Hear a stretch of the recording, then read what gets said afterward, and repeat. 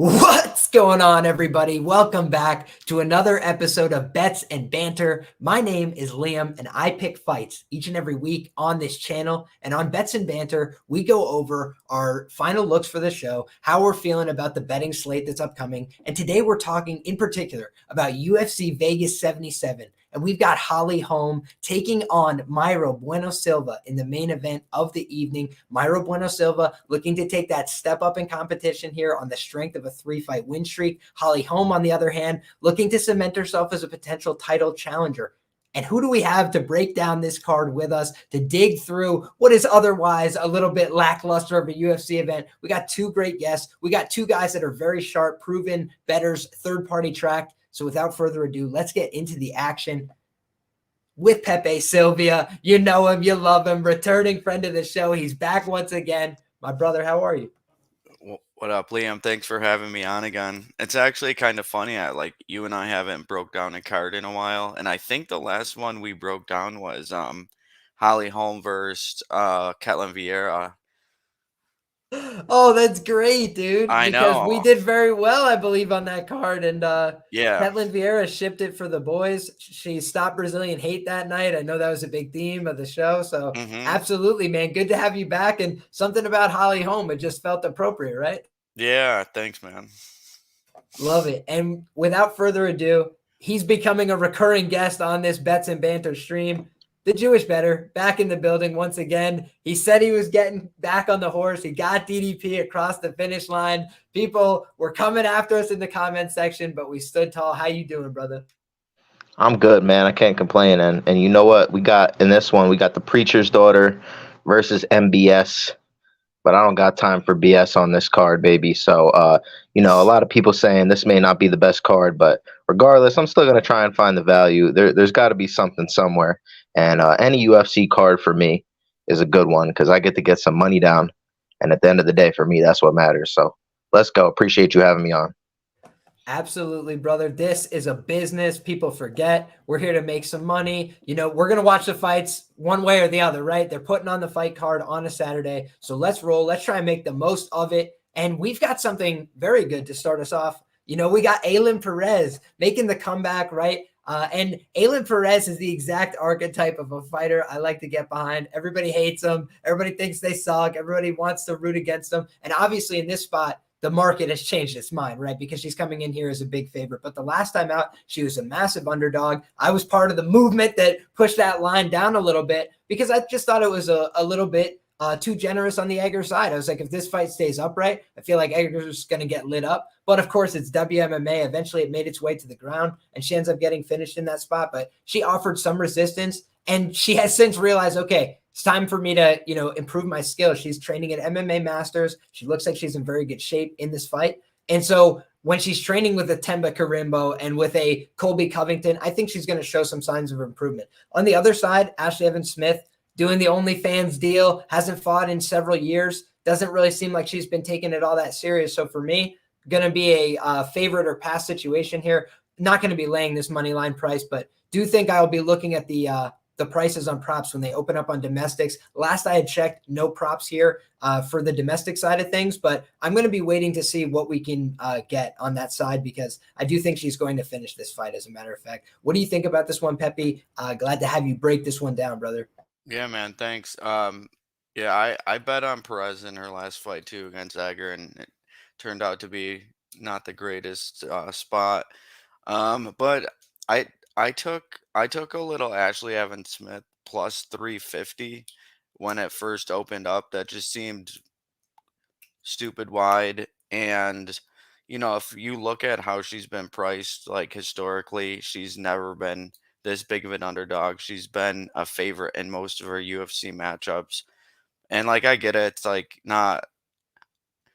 it's not an easy click because she's so bad, but she does have a win condition, I think, through wrestling. I don't know if she's going to be able to hold her down, but if she's able to get some takedowns and get some top time, she was competitive with Dumont. I just thought plus 350 was wide, so I'll probably stick with that. I don't know if I'm going to hedge out or not.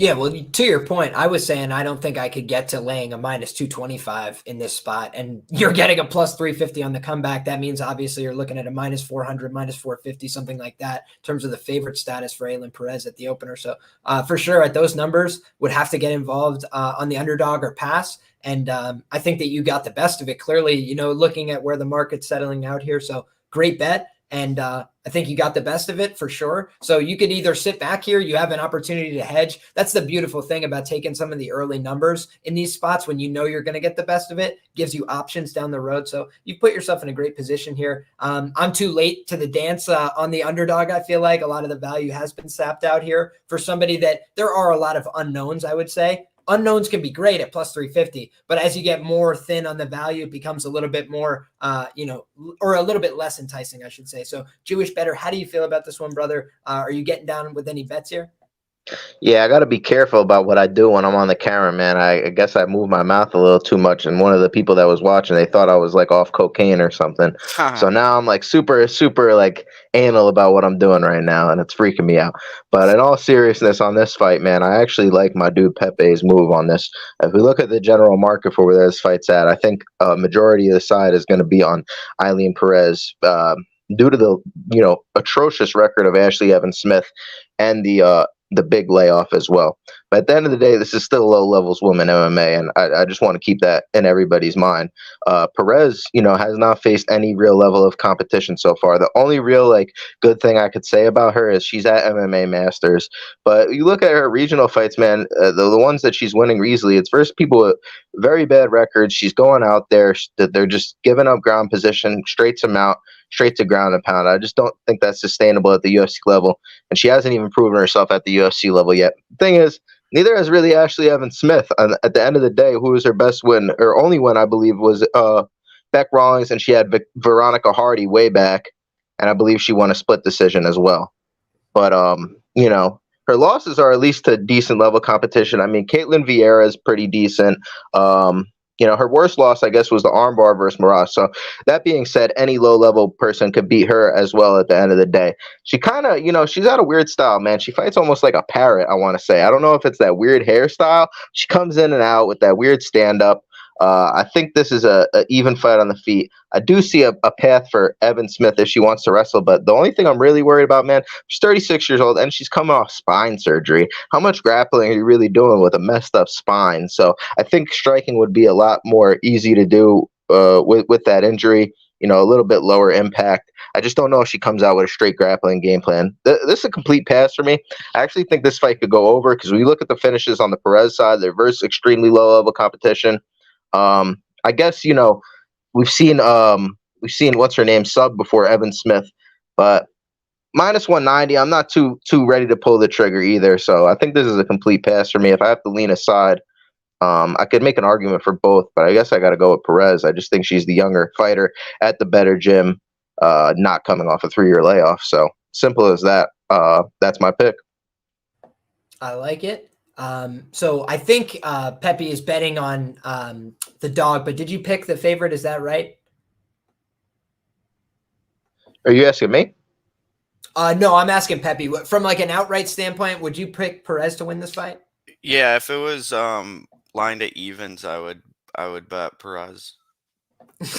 Sweet. Okay. Somebody said, "Can you explain how a parrot fights?" That's what got me there to pop. That was funny. But I think that the one piece of credit I will give her is the Tamiris Vidal loss on Ailin Perez's record. She was winning that fight and like dominating it. And then the DQ happened because she was like dominating her in that fight and she was like shelled up on the ground, I believe. So not a great look for Vidal there. It was more like a quit job. And Vidal is 1-0 in the UFC with a win over the GOAT, Ramona Pascal. So I think that, there's the credit that we could give Ailin Perez's UFC resume. But other than that, you're right. She didn't fight very high level opposition, but she did show she's very aggressive and she wants to be here, right? If you move your life to MMA Masters, if you kind of put in that extra level of work, if you show up in better shape for your second fight, I feel like that shows she really wants to be here. Whereas the other girl, not active in the UFC, to your point, surgery, injury, whatever it is, I don't know that she really wants to be here. So I think the one discrepancy that I would have with the market and with, certain perception of this fight is a lot of people think it's going to be a Perez decision. And I do think Perez has finishing upside here. I think if she can get it to the ground, I think she'll be very aggressive with ground and pound, and we might just see a quick jab from the other side. So that's my personal opinion here. But we can move along because this is a god-awful fight. And we can move to another fight that's very suspect. We got Carl Deaton III taking on Alex Munoz. And, this could definitely be mistaken for a regional fight. Alex Munoz, the guy who's 0-2 in the UFC, but not a guy who's shown no lack of promise. He is a guy that has a wrestling background, goes out there, gets some takedowns in his fights, but just hasn't been able to put it all together.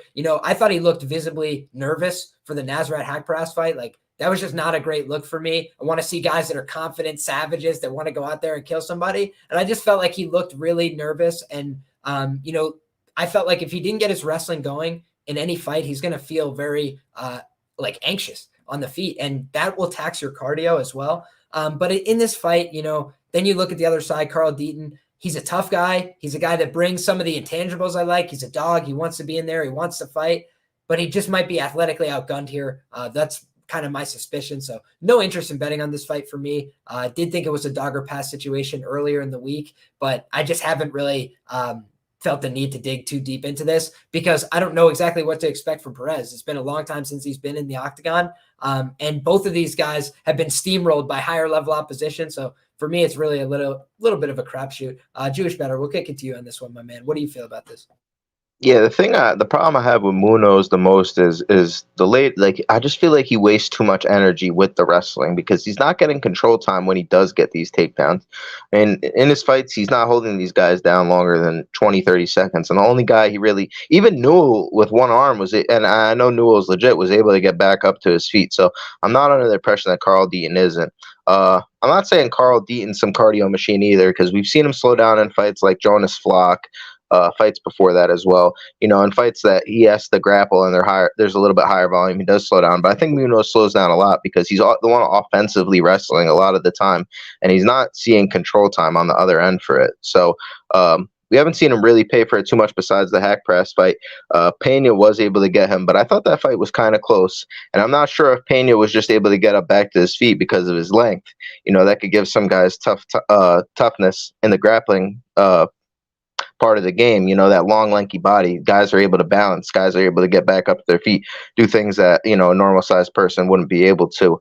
But going tooth and nail with Luis Pena isn't the greatest look either. On the other end, Joe Solecki was able to take this guy out extremely quick. But Joe Solecki, I don't think there's any shame in that. He was coming in short notice, I believe, supposed to lose that fight. 2-year layoff also for Munoz, so we don't really know exactly what version we're getting of him. Not a lot of data on that side.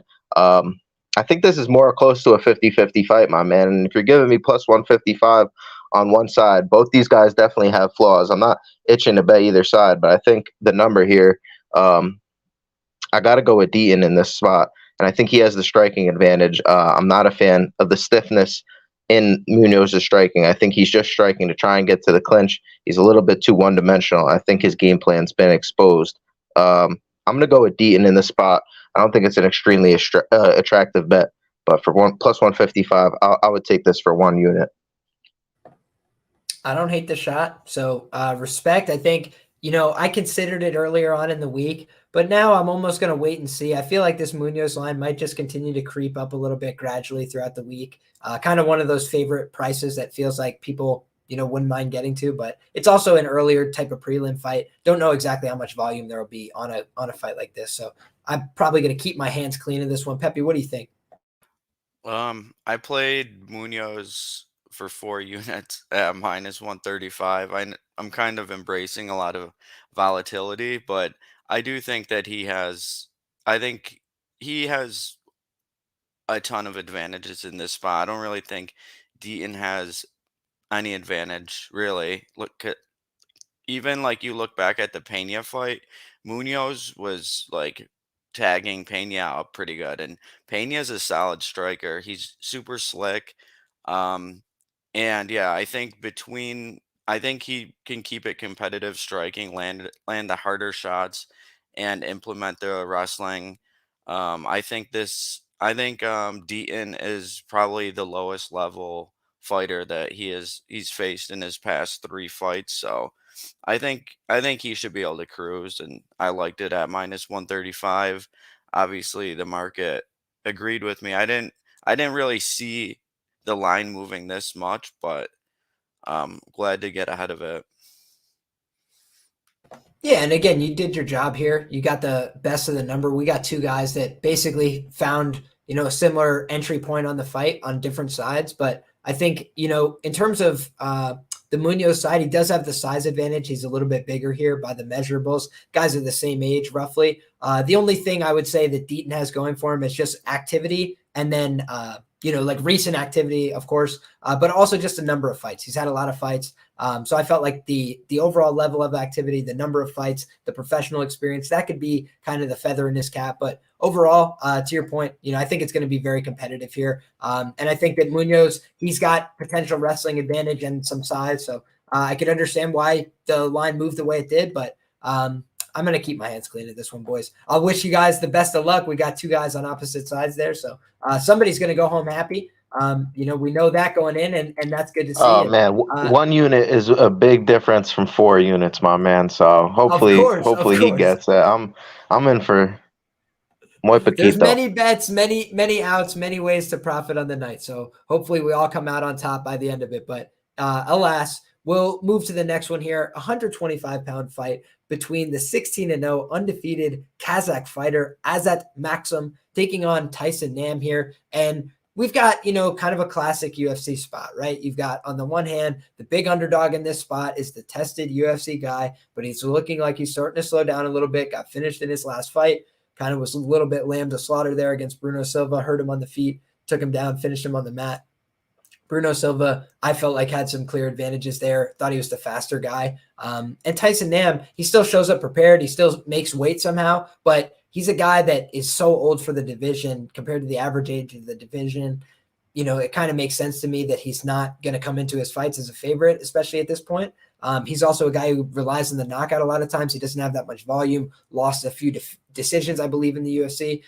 He's hard to take down, though, by the stats.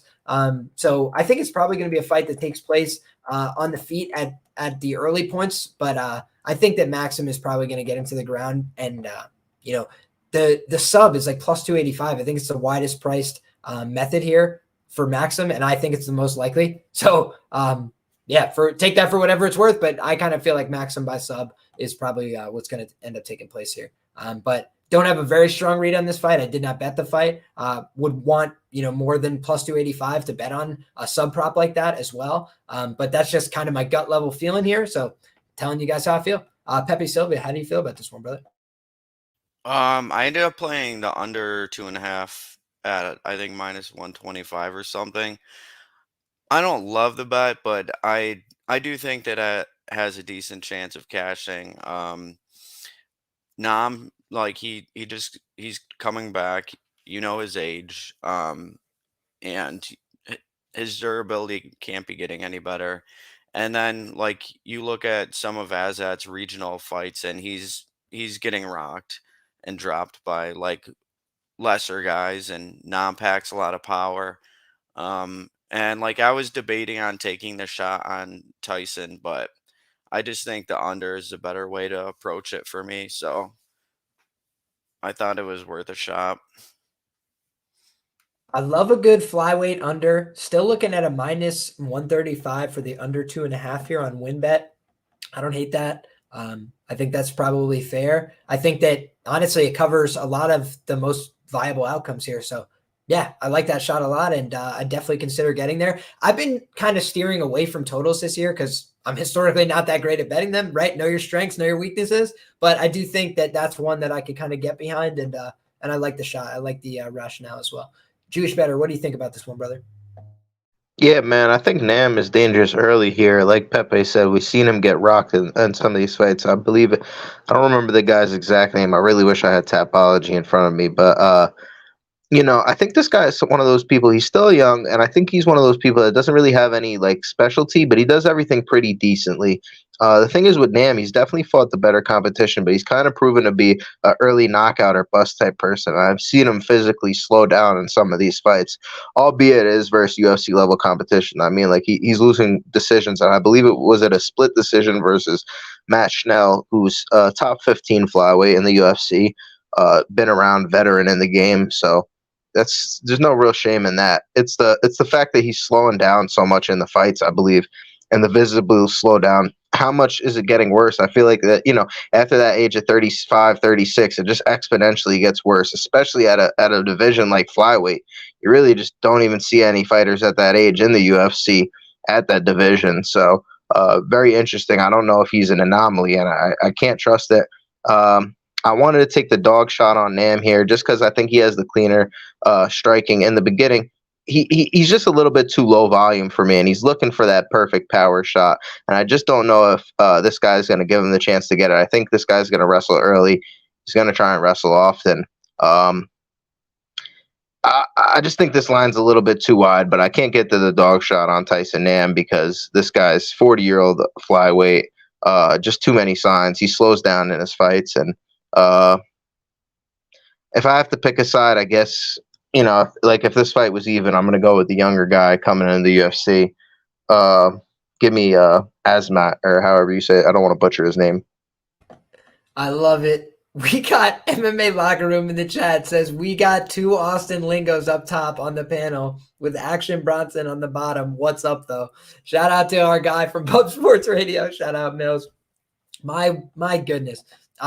But to close the book on this fight here, guys, Azat, Maksum, Tyson Nam, I think the best available price is -400 that you can get right now on BetMGM for Azat Maksum. So huge price to pay for a UFC debutant. That's one thing from just like a theoretical long-term standpoint.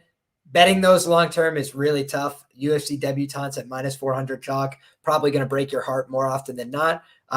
Tyson Nam +325, best available comeback. His KO1 is +1700, I think. I do think that's a little bit wide, but I don't know if I'll end up getting there. I just think that he's a little bit insane. Yeah, I think that's certainly a little too wide for a guy making their debut. Like, could definitely walk onto a big shot. We've seen it before. But I kind of feel like this kid's going to win. When you've got that 16-0 Kazakh record, and to your point, it's not like he hasn't faced some adversity regionally. He's been dropped before, but he's a tough kid, and he knows how to win fights. And when you're 16-0, it kind of tells me like there's been a fight where things didn't go your way, and when you didn't feel so good and you still found a way to win. I like to see that from people coming up. So I think just the younger generation is going to get a little turnover here.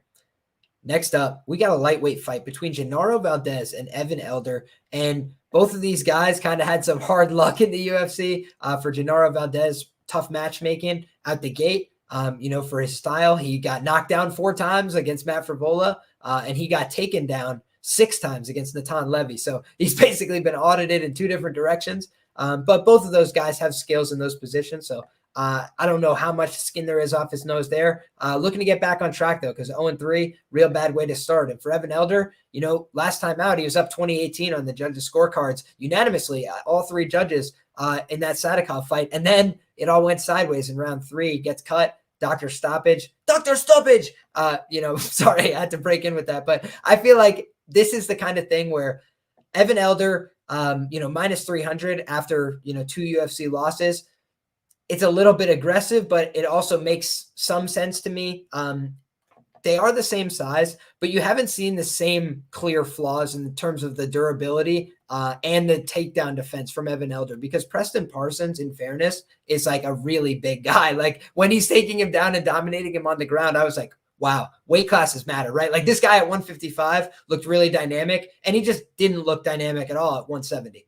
Came back down to 155. He's looking like himself. He's winning the fight. It's competitive. Sadikov's not a pushover. He's a, well-trained guy from Long Island. Give him some credit there. But then outside of that, he's a guy that I feel like has put on a pretty decent display. Whereas Genaro Valdez, he fought really recklessly against Frivola, put his chin on the line. When he had opportunities there, he blew it because he kept putting his chin on the line and got hurt again and again. And so that was a huge red flag. And Natan Levy's not the guy who's going to hurt you. So that was a fight where it's like, all right, can this guy do something when we don't have a guy who's a power puncher against him? No, he was getting taken down at will. Natan Levy was able to bail himself out a lot of times in that fight. So I do think Valdez can compete. He's a tough guy. I think he's going to try and bring the violence.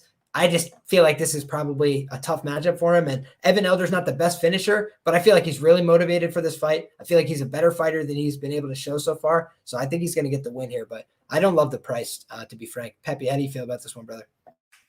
I think this is the biggest bet on the card for me. I bet Elder when he was minus 244 to win 2 units, so 4.88 on him, and I just think he's like the perfect archetype fighter to beat Valdez, because he has the durability. Like that's the only thing you really have to worry about if you're betting on someone against Valdez, is as long as they have durability, they'll be able to outlast him.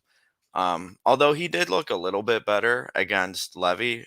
I'm just not a Levy truther really, and I think he didn't really fight like a good game plan in that one either. But I was impressed with how Elder looked against Sadikov in his last fight, and he's still young in his career. He's at a good camp.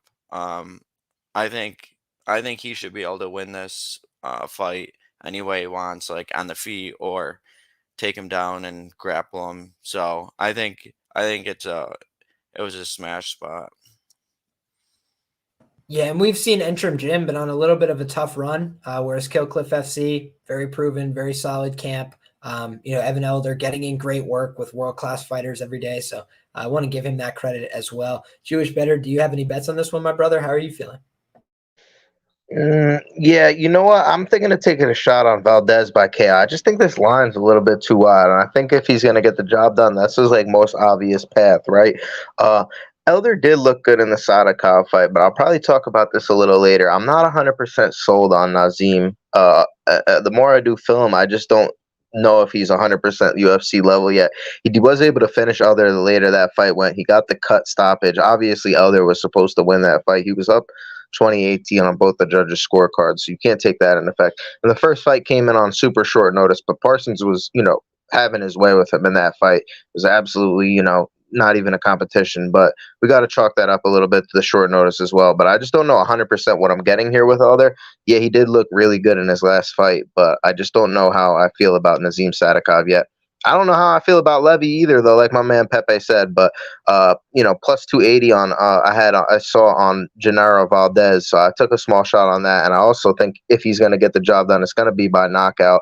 He does have the power, was able to drop Frivola, I believe, in his fight as well, so it's always possible that he's live for that knockout. It's a fist fight, and I think this is going to be a little bit more volatile than people expect, rather than it just be an easy win for Elder, which is what it's priced at right now at minus 300. So I don't mind the minus 240. I think it's just getting a little bit too much here on the Elder side.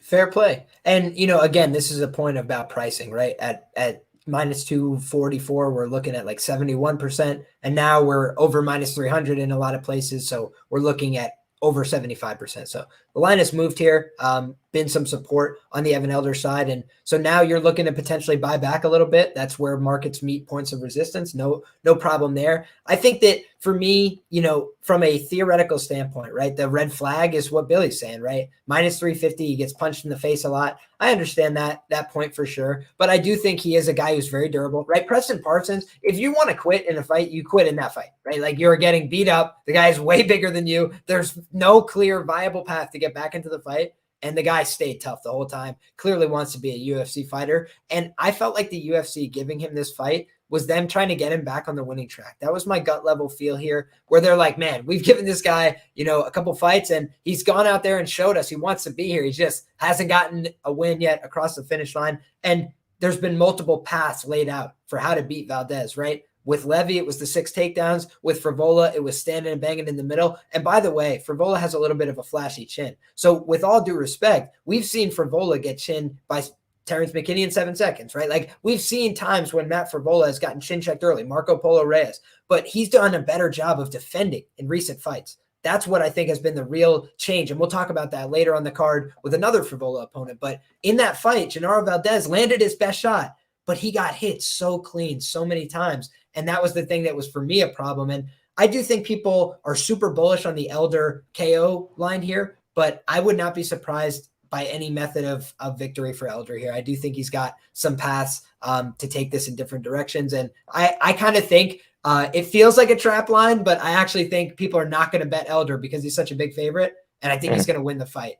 That's kind of my gut feeling here. But dude, I was there for that. My bad. I was there for that Valdez versus Frivola fight, man, and that was probably one of my favorite fights I ever saw live.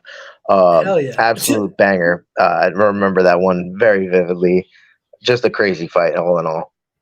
Hell yeah, man. And the other thing about Valdez, he's going to fight for your money, right? He didn't quit on himself in that Frivola fight, but he just makes some critical mistakes. And I feel like technically we have two guys on a different level. So from an attribute standpoint, toughness, all that stuff, he could compete. It's a lightweight fight, all that. I get the shot on the dog, but I think just from a gut level feeling, I think Evan Elder's going to win this fight. I had the Frivola sub. Please. I had the Frivola sub against Valdez in that fight, and I just kept screaming, "Take his fucking knife!" Like, dude, he wouldn't go out, and Frivola just refused to grab the neck. It was ridiculous. What's Elder sub here? Elder sub line sitting at for this fight? Elder sub is like plus 500, I think, on Bet Online, and I feel like this is one of the fights that hadn't opened up props. Has this one opened up props now? Oh, it looks like it has. Let me check.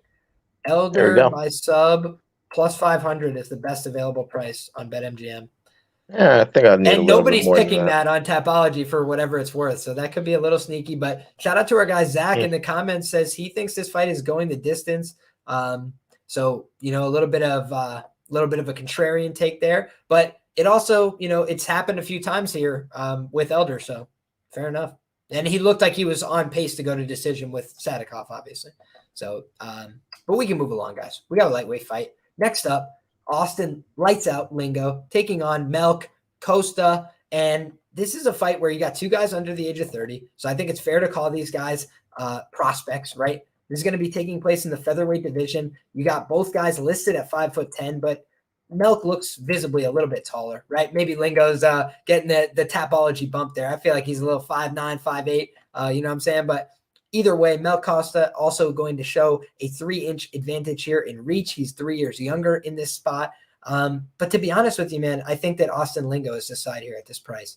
And I've definitely considered betting this. I haven't gotten there quite yet. The things that I don't like about Austin Lingo is he's kind of a generic, white guy at featherweight. There's not that much marketability to the guy. He doesn't seem like he could sell, water in a desert, right? He just seems like a very average American dude, but he can go out there and fight, right? And he's an average UFC fighter. By the numbers, that's kind of what he's been. He's been going out there, and he got the win against Saldana as a plus 100. I bet him in that spot. I bet him as a favorite against Jacob Kilburn. Felt like that was a layup kind of spot for him as well. And Lingo, I bet him against Nate Landwehr, plus, 1 unit at plus 200 in his last fight. He's a very similar price now against a guy who is way worse, right? Not as proven, in my opinion, as somebody like Nate Landwehr. And so Melk is still a young enough guy, and he's had a lot of fights. He's made some improvement over time, but I don't know that he's just lights out in any one category here. And lights out, ironically. Lights out is the nickname for Lingo. That's why I said that. But in any case, right, Lingo, he has power. He's knocked people out in the first round before. His last fight got rescheduled short notice. They moved the fight, changed the opponent. Then he goes out there, he wins the first round against a guy who's like a borderline ranked fighter, but then he kind of fell off in terms of the cardio. And the one thing is, if you start to slow down even a little bit against Nate, the fight's as good as over already. Nate just knows that. He senses that. He breaks people. That's what he does for a living, right? He's not that technical, but he breaks people for a living. He waits till you get tired and he kills you. And I think that was kind of just written on the wall there. I had Lingo, but I was like, this is not looking good. This is a kind of fight where I feel like Lingo is going to be a little bit more comfortable. He's going to have an opportunity to get back on track. The one fight that looks bad on his resume is the Zalal fight because he gave up a bunch of takedowns there, kind of looked a little bit too loosey-goosey. I just don't expect that Melk is going to come out here and attempt a ton of takedowns at a high clip either. So I feel like Lingo at plus 185 and above is probably due for a half unit shot here. That's kind of how I feel about it. I haven't got to the window yet, but that's my gut level. And Also, I felt like Lingo, the reason I had to bet him against Nate last time, I felt like if either guy won by knockout in round 1, it was more likely to be Lingo. And I think in this fight, everybody's talking about Melk being the only one who's got a chance to win the fight by knockout, but Lingo's got 2 UFC knockdowns, right? And he's got a bunch of knockouts pre-UFC as well, where he put guys to sleep. So I don't know if we can really count out his knockout ability just because he hasn't found it yet. I think that he could still find a knockout in the UFC, including in this fight. So that's what I'm looking forward to. Pepe, how do you feel about this one, brother? Yeah, it kind of does. It does seem like Lingo is his side. Costa doesn't really separate himself too much in his fighting style. Um, but I think the line that kind of stuck out to me that I'm kind of considering right now is the over. Even though Lingo does have power, they both do, but they're both pretty durable. And I don't really see, unless Costa, like, I guess Costa could just like grapple fuck him. Um, and, that would obviously, he would justify his line in that regard. But I don't know. He doesn't always attempt a lot of takedowns, so I don't know if he's actually going to do that. I'm not sure what his game plan is going to be. Um, yeah, I'm still digesting this one. I don't know where I'm gonna go with it, but Lingo's definitely the side for me as of now. But I haven't played anything yet. But debating the over and the GTD. Yeah, I'm definitely strongly considering here. And I don't hate that shot on the over. Like I said, I do think people maybe underrate Lingo's ability to win by knockout, but I don't know how likely this fight is to end by sub. If Melk doesn't implement a grappling heavy game plan, I do not expect Lingo will do that. I do think Lingo's got a decent guillotine, right? As a guy who's a person who likes to see some good guillotines, pre-UFC, he had a couple nice guillotine finishes, if my memory serves. So he's a guy that has some well-rounded skill, but obviously that's where he had some liabilities in the past. So against a longer, lankier guy, hopefully he's made some improvements, does train with a good gym. You'd hope to see some improvements there over time. Did you have something to add, brother? Oh, okay. No, I'm sorry. I must have unmuted by accident. No problem at all. So my guy, Jewish Bettor, how do you feel about this one, brother? Yeah, I think I'm gonna go against you guys here. I actually like a lot of what I see in Melsik Costa. This guy actually. You said it's kind of funny. You said Lingo is not really a marketable guy, kind of a generic white guy. I think Costa is very marketable. He's got the skin thing, the vitiligo that stands out about him, the haircut, everything. He's another one of those shootbox guys. We I believe me and you both took Elvis Brenner. A few weeks ago on the dog shot, and these guys are tough. They whatever you're able to give them, they're able to take, and they don't really fade the later the fight goes, and that's what I like about Costa. If you go back and watch Lingo against Saldana, Saldana has dangerous kicks, and I think Costa does as well. I don't know if this fight stays standing that this is a complete Lingo fight. I think he has good boxing, but I think at range, Ezekiel is going to have more weapons to choose from. He's going to have the high kick. He's going to be able to go low. He's going to have the body kick on Lingo, which Saldana was absolutely blasting Lingo with in that first round. He was able to piece him up. The thing is with Saldana is he slows down as the fight goes on extremely, and that's what we saw in there. Lingo, the vet, he was able to, keep this going. But I think he's going to take a lot of damage in this spot against Costa, the younger, more athletic fighter. I get it. The line is kind of wide. What are we sitting at exactly now for the money line on Costa? So the best available price on Costa looks like it's a minus 210 on BetMGM, and you're looking at a market average price of minus 230. So 70% implied. Very interesting, and I kind of want to get in on this, but I want the line to just drop a little bit, because if I could get a little bit better of a price on this, I just like everything I see at Costa. But we got to keep in mind we're betting prices here, so 77 is a lot. I do know Lingo is a veteran. He's got a few UFC fights under his belt. And, he was able to stick around in that Saldana fight. He wasn't getting finished. Although he was hurt early in the first round, he wasn't getting finished. So that is always to keep in mind. I was impressed, though, with Costa's takedown defense in the Moises fight. It just, I think he was fighting a losing battle there. If I'm not mistaken, he was in on short notice there versus, a ranked opponent at that point in time. So, tough call for anybody. I don't know if they want this guy losing 2 fights in a row. I think, he's an interesting prospect coming into the UFC. So I get it, he's a favorite, but I'm just, if you're giving me just -110, like Pepe said before, I like everything I see out of Costa, and I know he's going to fight for my money. I feel that for sure. The thing for me about Lingo, though, is like, how much do I want to hold it against him that he got, beat by Yusuf Zalal and Nate Landwehr, who I know for sure are both two like proximal UFC level guys. I'd say Yusuf Zalal is like the lowest level UFC guy. He's a top 50 to top 75 guy. Could beat some guys above him, but could lose to some guys below him type of guy. I think that's like a fair way to break it down. This guy, 2 or 3 fights ago is losing to Italo Gomez, who I have to confess, I don't know who the hell that is, right? He lost to Marcos Vinicius, Rafael Barbosa, Antonio Montiero, Elisimar Lima. If I had said that Lingo had lost any of those guys, we'd be like, who the hell is that? It's just like, but because it happened a little while ago and he's had all these fights, he kind of has like painted his record out with some wins and he's gotten a lot of experience. But I feel like at the end of the day, he's a guy that could win or lose. How old is he? So, I think he's 26 years old. So you got to think those fights were when he was 20 years old, my man. Those improvements you make in those young years are absolutely insane. And I think we're going to get Gomez in 2022 as a favorite in LFA. That's rough, man. That's definitely rough. But I got to go back and watch that fight. What I've seen of him in his last few fights, that guy's even bigger than him. That's it. That guy's even bigger. He's like 5'11". Okay, fair enough, though. But I'll have to go back and watch that fight. I haven't placed my money down on it, but what I've seen in the last fight against him and the fight before that,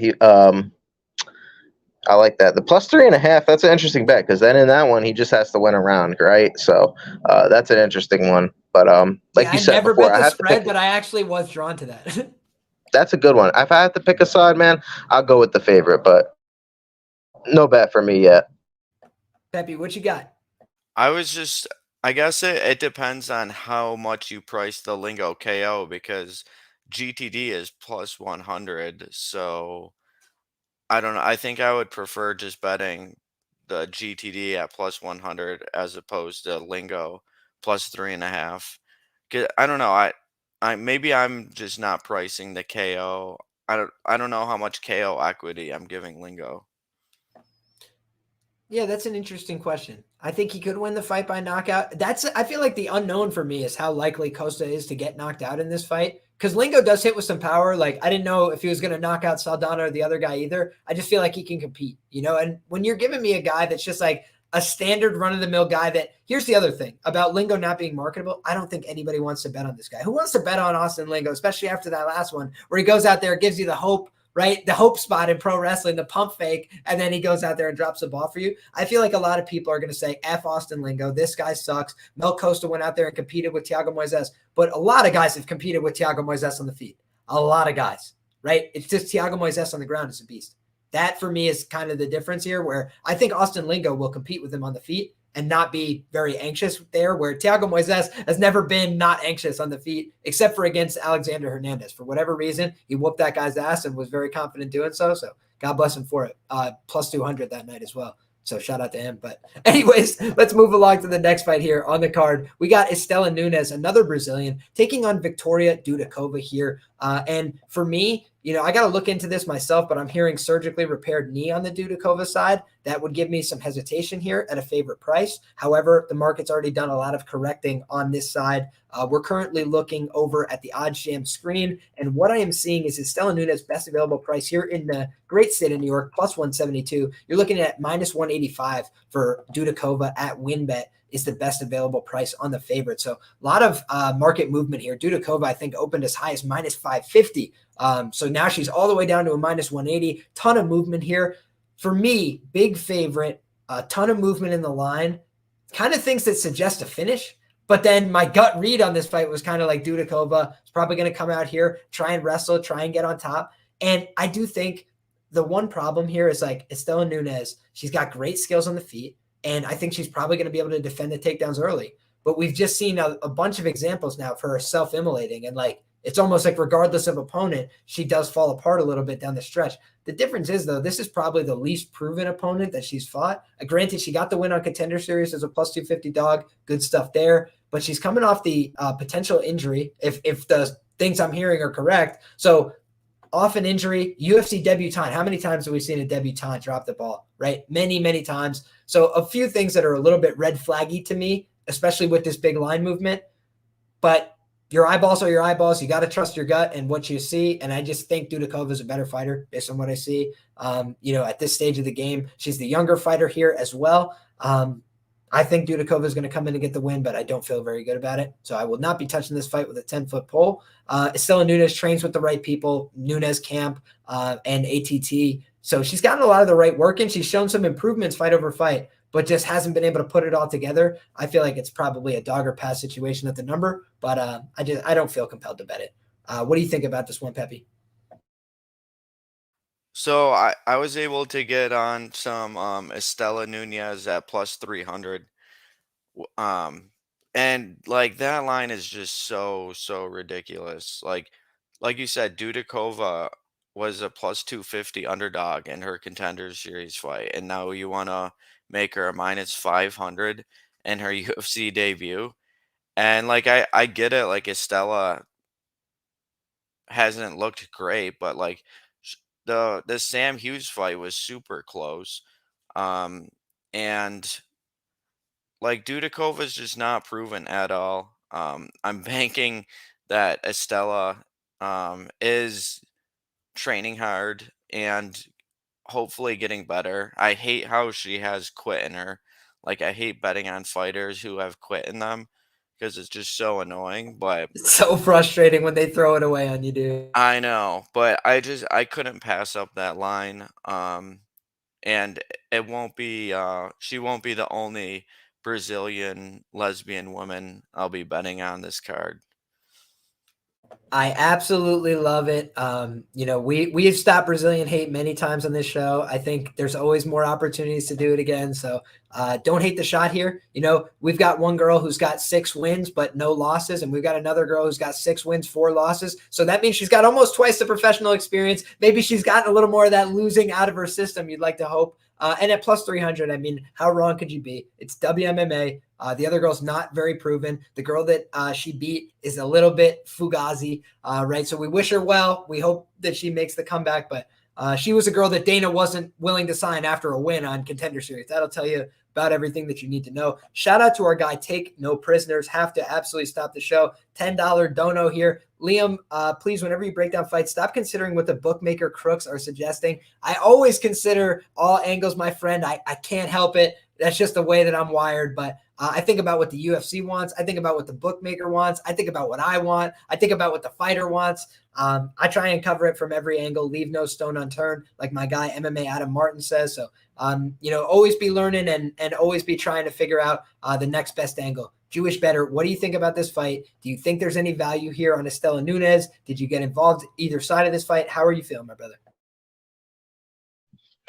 Yeah, I just don't know how sold I am on Dudakova's wrestling. We've seen her get takedowns in the regional scene, but the opponents are able to get back to their feet. So I just don't know necessarily how good her top control is either. I actually, I think Istela Nunes's takedown defense is getting better, but once she's on her back, she's kind of a fish out of water. She doesn't get back to her feet. She'll sit in close guard. She'll take punches. So I think, man, on the Dudakova side, you might just need one takedown and she's able to win a round. Also, on the other hand, Istela Nunes does slow down as the fight goes, but I think on the feet, she has an absolute advantage. And I actually think she could put away Dudakova, but I'm not depending on that. It's women's MMA. They're not like these power punchers.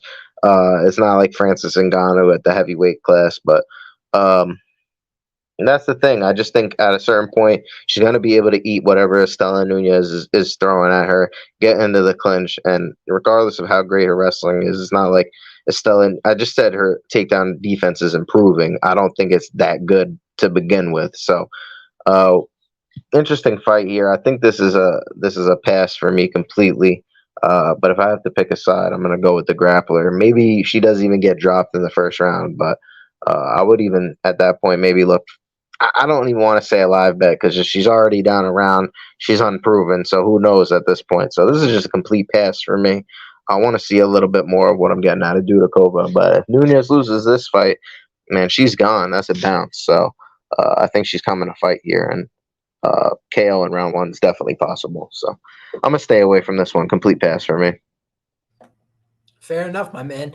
I almost feel like the fight not going to decision is kind of interesting here. And the only reason I say that, it's not a great price. Let me check exactly what we're looking at currently. Fight doesn't go is running all the way to minus 114, best available that I'm seeing. The under 2.5 here, plus 104, best available. Seems like the last of the Mohegans of the plus money unders here is on FanDuel. So that might get stripped away here soon enough as well. But when I look at this kind of fight, I just think to myself, surgically repaired knee against a girl who's going to come out here and try and rip your head off with the striking in the early going, and basically has discovered about herself that she's got 7.5 minutes to work at a high level.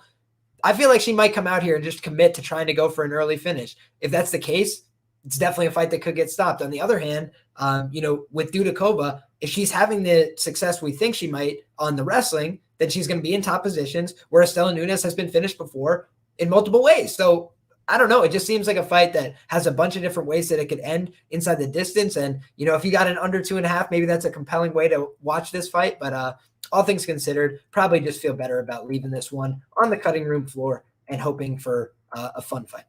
Next up, we've got a featherweight scrap here, and this is going to be the prelim headliner for the event. We got Tucker Lutz, Top Gun, taking on Melsik, the Gun, Bogdasarian. So I didn't even realize they had done that with the guns facing off with each other, but that's what we got. We got two guns here. We're going to find out which gun is bigger, right? And I think, on the one hand, in this fight, I do think that this is an interesting spot for Tucker Lutz at the early numbers, and I'll make the case for why.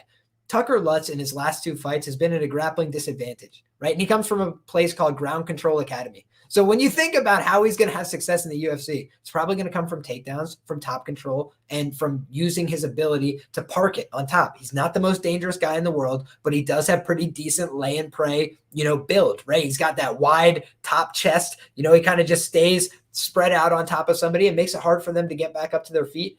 I feel like that's his path to winning fights in the UFC, right? We've seen it against Sherrard Blackledge. I feel like Sherrard's a pretty tough guy, but maybe he didn't have the physicality to get back up to his feet. I feel like in this fight, we might see Tucker Lutz actually get to takedowns and have some success, because you're not going to take down Pat Sabatini in all likelihood, right? You're probably not going to be taking down, Daniel Pineda very easily either, right? Especially when you're talking about Daniel Pineda was hurting him on the feet. And then he's supposed to go out there and try and out-grapple a guy who's a Brazilian Jiu-Jitsu black belt who's been around the game for way longer and had 3 times the amount of fights as a minus 300 favorite. No pressure. It's like, I just felt like that was a spot where everything got to him. Now nobody wants to bet on Tucker Lutz, I feel like, although the market says otherwise, right? The number's starting to come in. But it just felt to me like this would be a spot where Lutz would be undervalued, right? Melsik, on the other hand, maybe people are writing him off a little too soon because he went out there and got submitted in his last fight. Josh Kulabau, I've said in the past, is a dog. I bet him at plus 400 against, what's his name? The Canadian, Charles Jourdain. Because I was like, no way Charles Jourdain's a minus 500 against anybody. And by the way, it was a draw, right? So it's like Kulabau went out there and fought his ass off. So we know that Kulabau will fight to the death with anybody. He's not afraid of that. He fought tooth and nail with Jalen Turner as a way smaller guy, and then Jalen Turner sent him to the land of wind and ghosts for his troubles. This is a kind of guy, though, where Melsik is a killer, right? And he could definitely put somebody away. He could hit them with big shots. But Colin Anglin as a win, does that really tell me a ton? No, he's a guy that kind of went away shortly thereafter. I don't think he's going to be fighting at a very high level. Bruno Souza, you go out there and don't get the finish over that guy.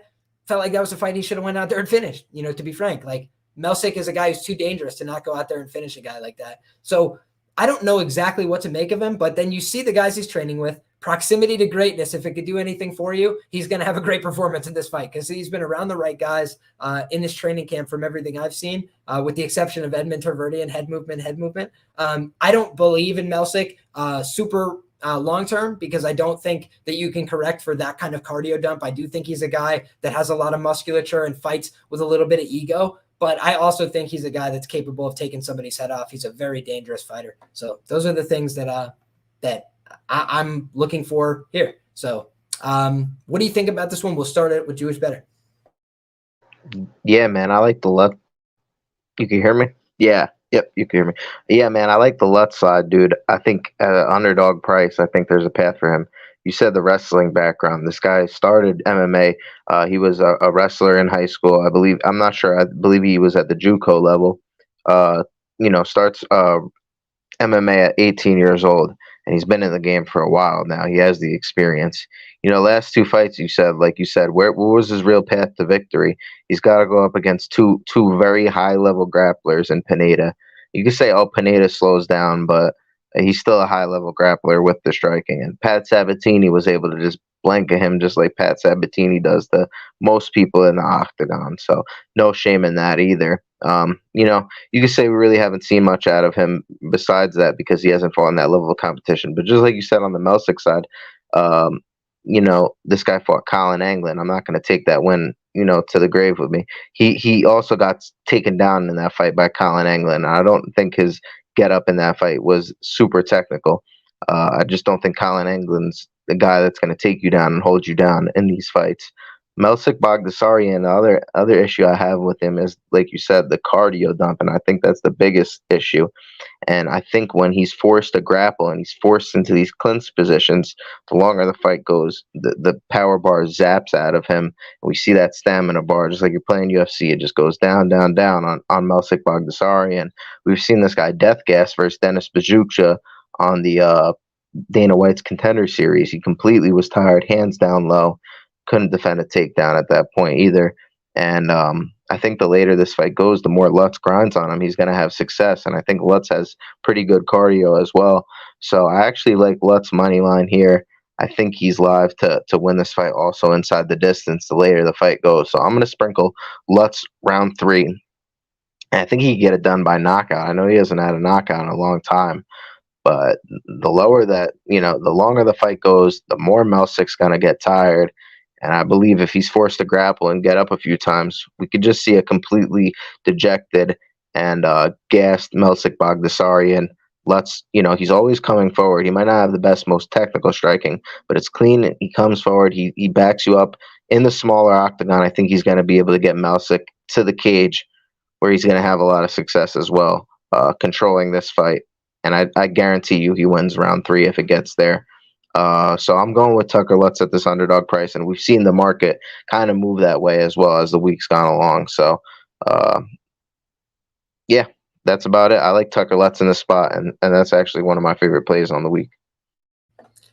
Heck yeah, man. I like the conviction. The thing for me that I don't love about Lutz is I feel like his striking's a little bit stiff, a little bit slow, a little bit awkward. I felt like Pineda kind of exploited that despite his age. Pineda just was faster in the early going. He's kind of explosive and comes out really aggressive, and I didn't like that for him. And Melsik kind of fights the same way. So I think it's a very binary fight here where I think if Melsik comes out the gate really early, he might just put Tucker Lutz in a body bag. But I also think Tucker Lutz, to your point, has the option and the ability, I think, to build into this fight a little bit as long as he's able to keep it going. And I think if he's able to do things that negate fighting, like push him into the fence, make him work out of awkward positions, I think that's how he wins this fight. I think he's got to make it ugly. The prettier this fight is, the more it's going to be a really dangerous spot for him, in my view. But I think the dirtier he can make this fight, I think that's where he could test Melsik and make it a much more winnable fight. Like Kulabau, found out when you put him into some uncomfortable positions, you can get the better of Melsik. But when Melsik's in the driver's seat, he can kick your head off. So he's a really dangerous guy. Peppy, how do you feel about this one, my man? Are you getting to the window here, or are you passing on this fight? I ended up playing some Melsik when the line came in. Like, I think that when they opened him at minus 250, it was probably too wide. But after all the movement that's taken place, I think it's finally playable for me. And it comes down to the speed difference. I think that's going to be the story of the fight. And I don't think Tucker's going to be able to take him down easy. Melsik is very physical. Lutz doesn't have the best wrestling. And yeah, I've just never been like a Tucker Lutz guy. I didn't like what I saw from him in the Pineda fight. Pineda rocked him early in the first round. His striking defense just isn't that good. So yeah, I think Melsik could potentially clown him, and I think it's a solid spot for me.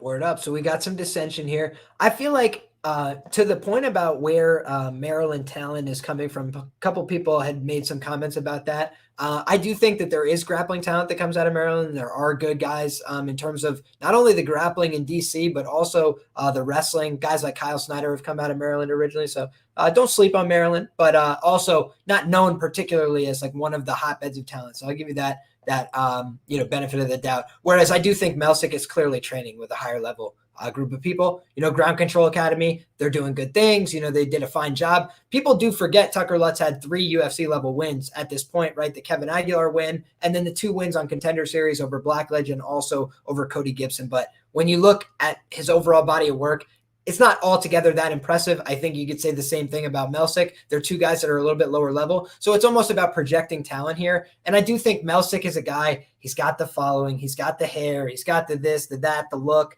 I can kind of see where the UFC is going with that. Tucker Lutz, again, he's like an Austin Lingo, right? You bet him at a big plus money number because, maybe people don't want to do that. But also, he's not the most marketable guy. He's probably going to be a guy that has 6-8 UFC fights and washes out eventually. So those are the kind of red flags on his side. But I do think if you're looking for him to go out there, press the grappling, press the cardio. If he's getting takedowns in round 1, the line's going to be adjusted for sure. So that's an interesting way to look at the fight. But I do think whoever wins probably looks like a big favorite in hindsight. So those ones are always fun. You either look like a genius or you look like an ass, right?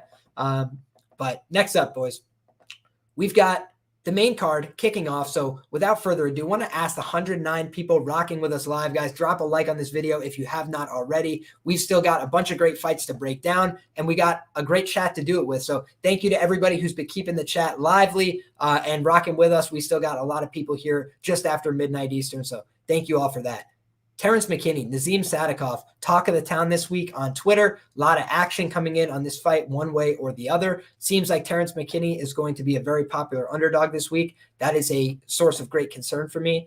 My initial thought on this was maybe I look to play Terrence McKinney here. And the reason I felt that way was because of the grappling. I felt like we still have a little bit of question marks on the Nazim Sadikov side in terms of his defensive grappling. I had heard some things that I did not like from previous training partners and things like that, kind of like inside information type deal, just about in the training room. They didn't think he was that high quality a grappler. In personal experience, but then he goes out there and he's been looking good, right? And he's been winning these fights from the Contender Series on up. So I do think he's done a decent enough job, but we talked about with the Elder performance, he was down 2018 on 2 judges' scorecard. So I'm going to let you guys kick this one off and break this down. So Jewish Bettor, why don't you let us know, what do you think about Terrence McKinney, Nazim Sadikov? Interested to hear your thoughts on this volatile lightweight battle. Yeah, man, volatile is definitely the word. I mean, McKinney's just the ape. McKinney's just the ape, my man, and he's gonna come out in round 1. He's gonna throw caution to the wind, just like he does every time. And I think he might even try to get this fight to the ground. Honestly, man, if I was in Nazim Sadikov's corner, I would tell this guy to throw a flying knee, because that just seems to be McKinney's kryptonite. He's been put out with it twice now. I think once by Bonfim. And the first one, if I'm not mistaken, he got put out by why is the name slipping me now? He got put out by a flying knee. I'll think of it later. But he's a guy who, he's definitely live in the first round. He's had Drew Dober rocked in his fight before the cardio dump. It's just, I think this guy has a legitimate 3 minutes of cardio inside of him, and that's why I can't get to the window with him. If you're gonna take a bet on this fight, I just think his fight doesn't go the distance in a parlay. I think if, we saw Elder was able to drop Sadikov early. I don't think Elder's specifically a power puncher. McKinney could crack, my man, and also has the advantage on the ground as well. We've seen him just put Ziam out early in that fight. He didn't even have to get under the neck, just squeeze the face. This guy's so strong. He's able to get the job done. It was Sean Woodson, exactly. So he's got to be careful. The longer this fight goes, he gets a little sloppy on those takedown entries. And I think that's the chance for Nazim to finish him.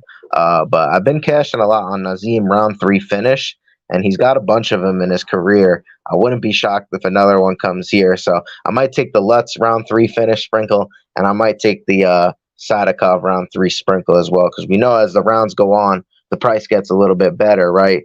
But we're also fading cardio in this situation. So I think this is a good chance to take advantage of that. Get a big number in these spots. And if these guys are able to last through the fire, they're definitely going to have the cardio edge, and they both have finishing ability. So I like the round 3 props on both those guys. Sadikov here as well. But, McKinney, is he going to be able to last around 3, or is Sadikov going to be able to take what he gives? But we're yet to see. I think McKinney's probably going to try and grapple early. Is he going to be able to get Sadikov to the ground? Sadikov's at a good camp in law MMA, so I think his grappling is going to be improving. I'm going to go with Sadikov here. I think he gets the job done late. Got to bet the cardio edge in this spot for me. I feel that, man. The ABCs say always bet on cardio, right? And I do think that that's the case for Sadikov here. He's just a guy that's shown many more times that he can go to round 3, that he can push to a decision. And those are the kind of things that you want to see from guys, especially in the lightweight division where it's not practical to try and finish everybody. But then you see the Charles Oliveira and you see these guys that are a little bit anomalous, right? And I do think Terrence McKinney has shown to be that, right? Matt Frivola, he's only been knocked out twice. Right? He's gone against a bunch of power punchers. They thought a bunch of times like this guy's going to get caught on the chin again, but it doesn't happen to him every time. A guy like Terrence McKinney, he touched him once and it was over. Drew Dober, he's a guy that's historically had a great chin. And I feel like, a lot of the damage to his chin that Frivola was able to capitalize on had been done by Terrence McKinney as well. He beat him within an inch of his life and gassed himself out completely and let him back into the fight. So I do think Terrence McKinney is the architect of his own demise more often than not. And I thought Bonfim, who's a patient guy, that was a perfect opponent for him where, it kind of leads into his style. Whereas this is a fight that I think is a little bit harder to project out. So I'm curious what my guy Pepe Sylvia thinks about this one, brother. I like that round 3 look for Sadikov. I'll probably play that by the end of the night. But at the current line, I don't really think there's, I don't know. I like the Sadikov side, but you're gonna have to go through like all the danger in round 1, so it just makes more sense just to live bet him. But I was part of the line getting flipped when he opened at plus 125, so I'm just gonna sit on that, and then I'll probably live bet him after round 1, and then also bet the round 3 prop. I'm not a big McKinney believer. I was on Bonfim and Bonfim round 2 KO in his last fight, which was just so beautiful. I was on that too. Good. Yeah. So yeah, I'm continuing to fade McKinney. So it's a system play for our guy Pepe, fading McKinney here. I think that for me, if I was looking to play the McKinney side, I'm looking to get on a McKinney round 1 sub at plus 650. Maybe even a McKinney round 2 sub. When it comes to submissions, it's often going to be in the first 2 rounds because by round 3, people start to get tired. People start to get really sweaty. But in the first 2 rounds, you could break somebody in that amount of time from top pressure. And also, after you've been grappling for that long, you start to get tired and you're just like, F this. I'm going for self-preservation. If I make it 4 more minutes on his back, the fight's over. So I think that that's something to be weary of. For the round 3 finish, though, Sadikov may be looking to finish the fight because he could be down 2 rounds as well. So I think that for round 3 as a look is a great incentive, right? He was just down in his last fight, had to go out there and get the round 3 finish and proved that he could do it. We talk a lot on this show about proof of concept. We have proof of concept out the wazoo that Sadikov can make a comeback victory. So I think those are the props that you want to target on the Sadikov side here. I think there's definitely ways to play this fight, but for me, I haven't gotten to the window yet. I was looking at McKinney when it was plus 125 and those numbers keep getting evaporated off the board. Every time I looked yesterday, the McKinney line was lower and lower. So it feels like he may be the mush of the week. I'm a little bit worried about that. The last thing I want to say though, is we do have one former UFC fighter who's a friend of the show, and his name is Said Yakub Kakramanov. And he did tell us that Terrence McKinney has been working like a savage for this fight. He said he really wants this win. And he said that he's going to try and show up with his very best in this fight. He put in a really hard training camp. So those kind of things, I think, are some signs of positivity. But with that being said, I'm leaving this one on the cutting room floor. And I might just join our guys on some late round props here for the Sadikov side, because the one thing I love about Ray Longo is his cornering and his game planning. He will not be going into this fight like, hey, Nazim, go stand and bang with him in round 1 if you could. And by the way, he told that to Frivola too, but Frivola is a guy that just does his own thing. He wants to be in there banging. That's what he likes to do. Whereas I feel like in this fight, Nazim is probably going to be a little bit more reserved in round one. Lose that first round, you can get that live entry like Pepe in all likelihood if that's what you're looking for, and you can avoid some of that danger factor from McKinney in round one as well. But the prices are just really horrible. Like even McKinney round one sub should be probably like plus 1,000 for me to get involved. But that's just kind of my gut level lean is if he wins, it's that plus 650 sub round one. And if he doesn't, then it's probably Sadikov round 2 or 3. Yeah, I just wanted to answer. Oh, I just wanted to answer one of the comments. What I meant by he's an ape is just the fighting style. He's a gorilla. The way he comes out, he fights like a gorilla. No racial intentions there. So I just wanted to clear up that comment real quick. The fighting style, he comes out like a gorilla. He's an ape. That's what we say about guys that are round one or bust. If you ever seen two gorillas fight, that's Terrence McKinney right there. So that's exactly what I meant by that. Understood. And he is going to have the big reach advantage here. That's the one other thing I would point to. So when you've seen McKinney kind of get those quick win bonuses, it's like he hits the guy from outside the guy's range and the guy's not expecting it. Sadikov is from the same gym, kind of does that same kind of stationary guard up here. That's the other one thing where I would give some credence to the McKinney knockout, but it's just ABC say always bet on cardio, right? And like this guy has had predictably bad cardio to the point where the round 2 finish against Bonfim seemed like an inevitability, where Bonfim's like, which finishing move should I use? Should I do the spinning head kick? Should I do the jump knee? And the jump knee seems to be the jump knee, baby. Choice. So if you guys got that bet MGM, they normally let you bet on the specific sub. If they let you bet on ends by flying knee knockout at 50-1, maybe it's worth the stab here more than anywhere else. But we can move along to the next one here, guys. We've got Brazilian Norma Dumont taking on Chelsea Chandler here in her, sophomore UFC outing. She got taken down by Julija Stoliarenko. Honestly, I'm not going to hold that too much against her. Stoliarenko, primary grappler, it's what she does well in MMA. She does everything else pretty poorly, and she got her to the ground. She went for that patented armbar that has won me money, several times, like the plus 500 ends by sub or wins by sub. And then I think it was plus 750 for her to win by sub in round 1. Same night that Jalen Turner won by sub in round 1. I had a little round robin on that. Nice $2 to win 200 something, right? So she's done me well in the past. That's why I didn't give Chandler such a hard time there. She actually defended the position. I was stunned, right? In WMMA, when somebody's in an armbar, the fight's over, okay? But she gets out. She did her job there, and she threw like 80 strikes in the first round. So I just feel like this is a girl that is extremely violent. She's slow, she's hittable, but I feel like she's tough. She wants to be there, and I just don't feel sold on the big Norm side, dude. Like when you lose to Macy Chiasson, it's not a terrible loss, but it also makes me question. When you lose to Megan Anderson via finish, it makes me question. And I just think Chelsea Chandler is a violent girl who's going to come out here and try and fight for your money. So is she outskilled? Maybe. Is she as technical? I don't know. But even from the first time I saw Norma Dumont fought Tainara Lisboa, the girl who debuted a little while back, I bet Tainara Lisboa ITD. I bet her in that fight. I liked her on that side. But I had said from that first fight with Big Norm, she beat Big Norm's ass. And then Big Norm memed a sub out of nowhere in that fight. Because her striking when she's under pressure, it's just okay. Like, it's very average. And I think that against bad girls, she looks great. But I think that even against Aspen Ladd in that main event, I bet her there. I bet her by knockout, boys. Do you know how embarrassing that was when she doesn't even attempt any strikes against a girl who's not fighting? I was like, what is happening? So for me, I just feel like Big Norm's content to do nothing at times. And I feel like in this fight, Chelsea Chandler ain't never content to do nothing. She'll make mistakes. She'll do things stupid. She'll make you scream at the television. But if it was chalk, I'd just say nothing. I feel like I would probably end up leaning towards Chandler ITD here. That's my gut. I see quit and Norma, says our friend of the show, YBB. So great shout as well. Sharpest chat in the game. Appreciate everybody for commenting. Pepe, let us know. What do you think here? What do you got in this? I'm actually just gonna completely pass on this fight as of now. Wise. Sage. Yeah, Dumont's got the faster hands and she has solid takedown defense. But I don't wanna bet against Chelsea Chandler.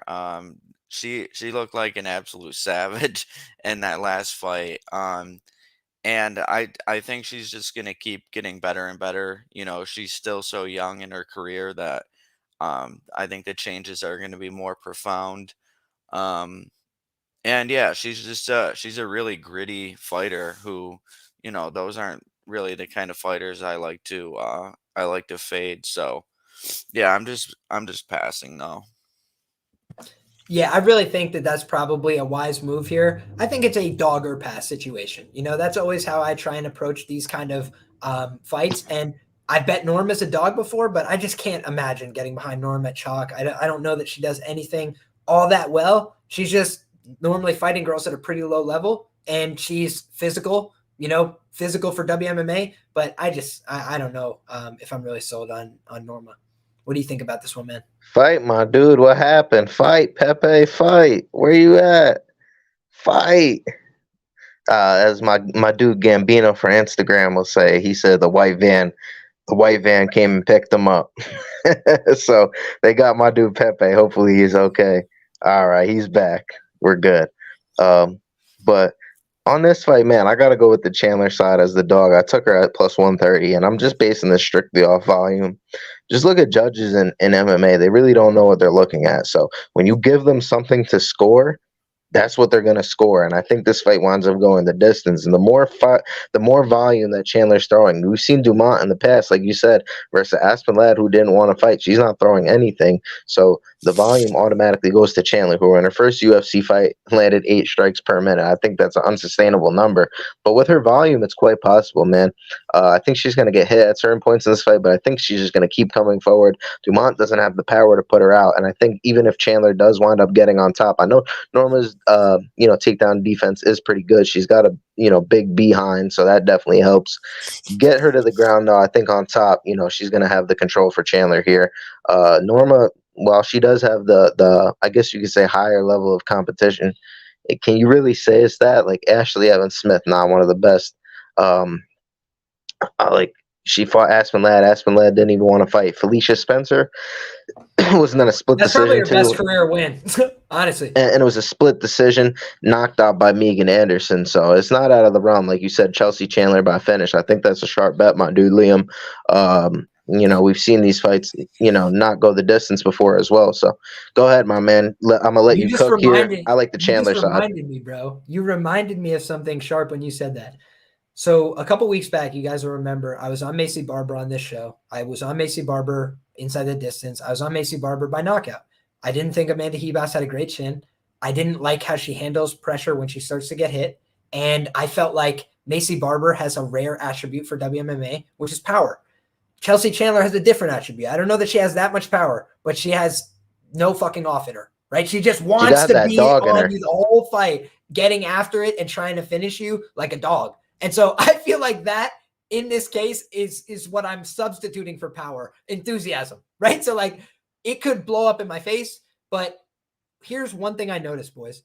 Chelsea Chandler in her second UFC fight is plus 460 to win the fight by knockout. In WMMA, that's a suspect line, bro. That line is stinky, bro. I feel like this is a fight where I'm not even advocating betting that. I'm just saying I feel like Chelsea Chandler is going to finish this fight. That's my sneaky play here, and I like her to get it done. So dog or pass situation for me, and haven't bet it, but would only consider a bet on the dog. He said in the comments, too, Dumont got dropped by Carol Rosa in her last fight, so.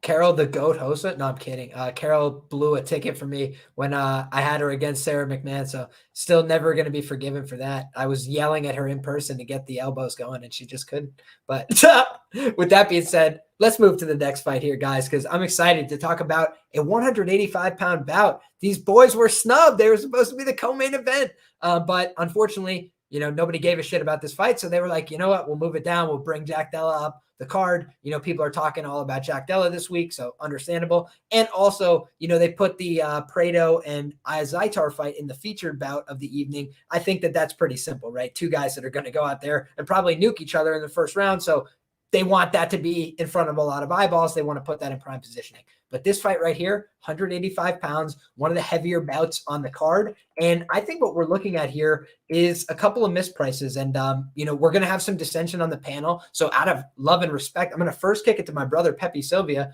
because he's got to take on this fight. And he's a very sharp individual. So I'm curious to hear what he has to say. Yeah, I like the Park side. And a lot of it is kind of just a fade on Duraev. I don't think he's as legit as people make him out to be. I think he's small for the division. I don't like his cardio.